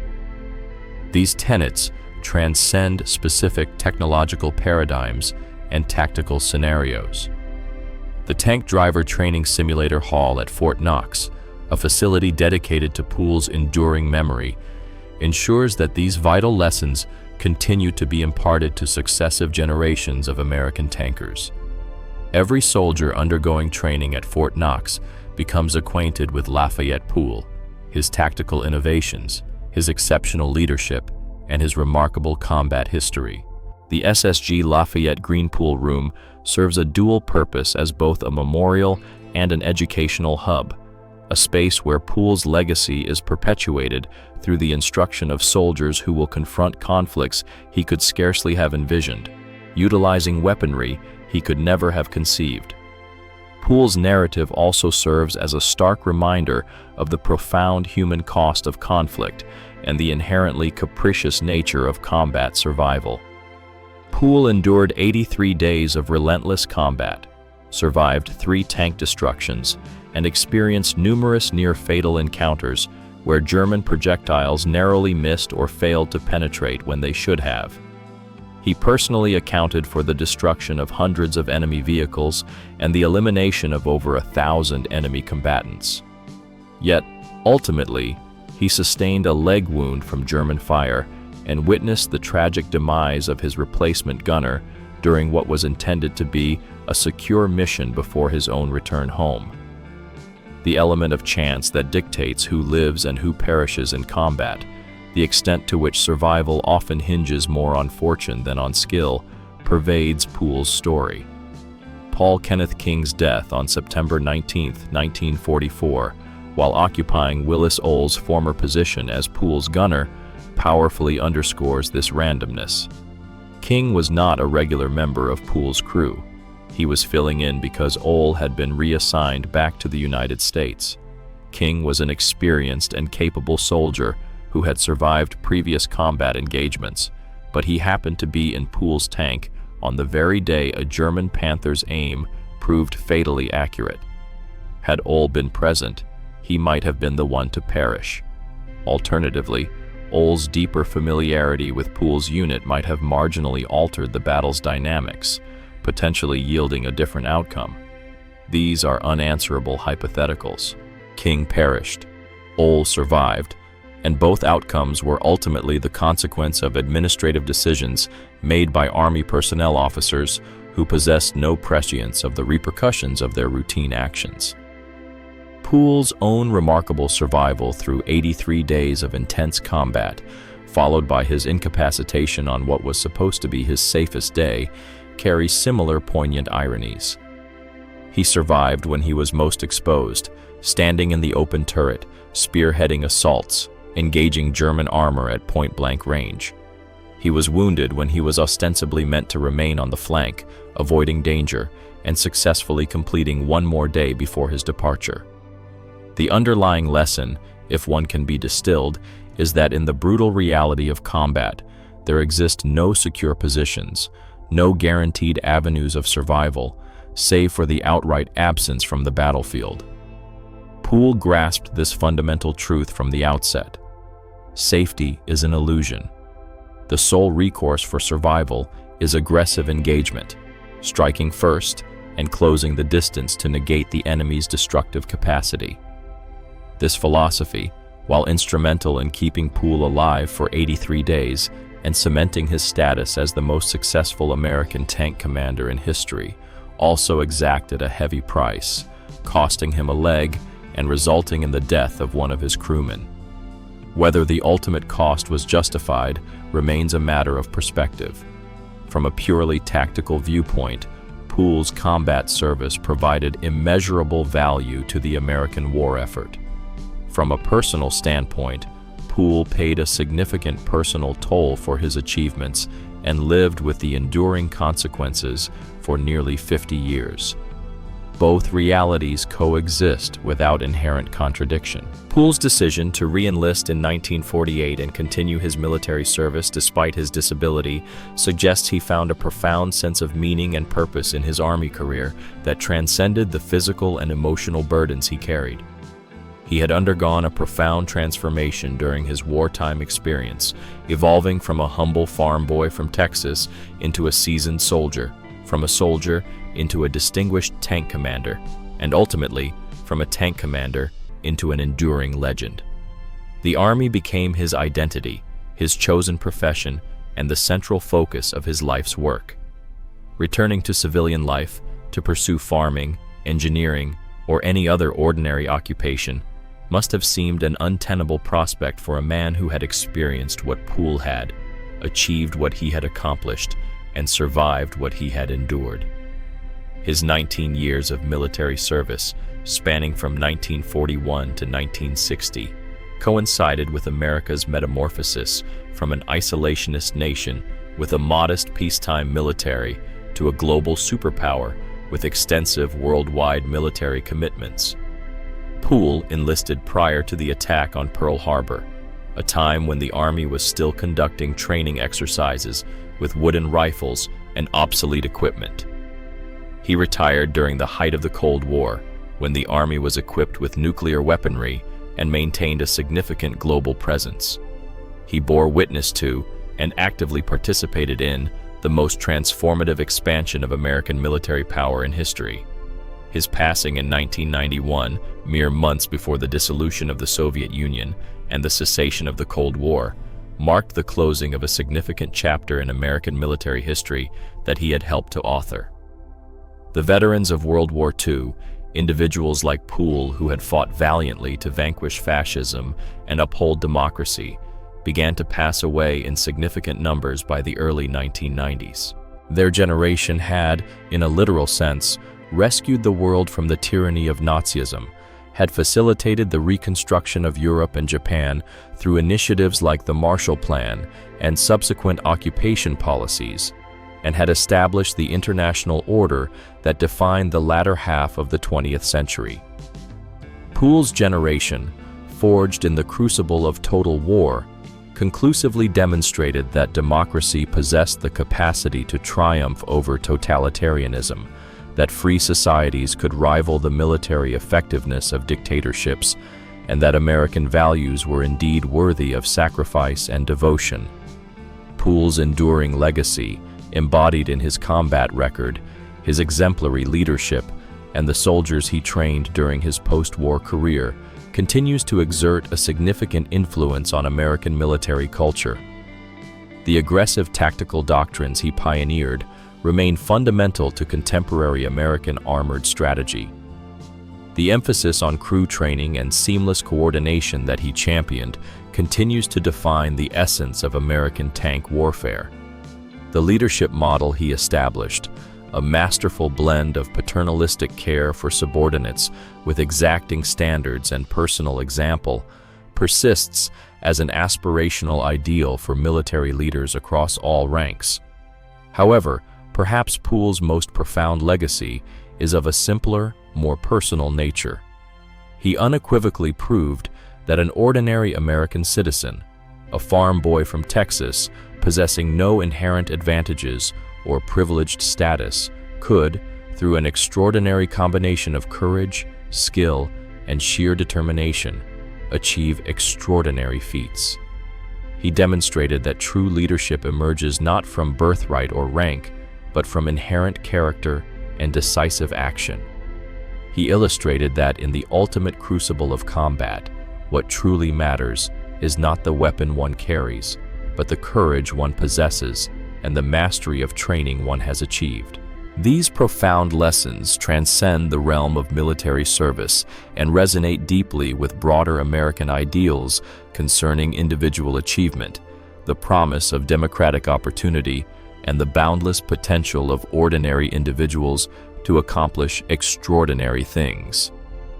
Lafayette Greene Poole, affectionately known as War Daddy, the Texas farm boy who rose to become America's most lethal tank commander, rightfully secured his place in military history through 83 days of combat that remain unparalleled in the annals of American armored warfare.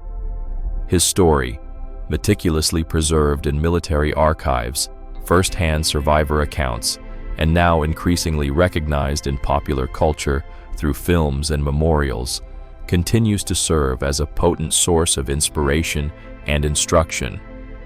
The invaluable lessons he imparted through his actions regarding aggressive engagement, superior training methodologies, and effective leadership remain remarkably relevant decades after his passing.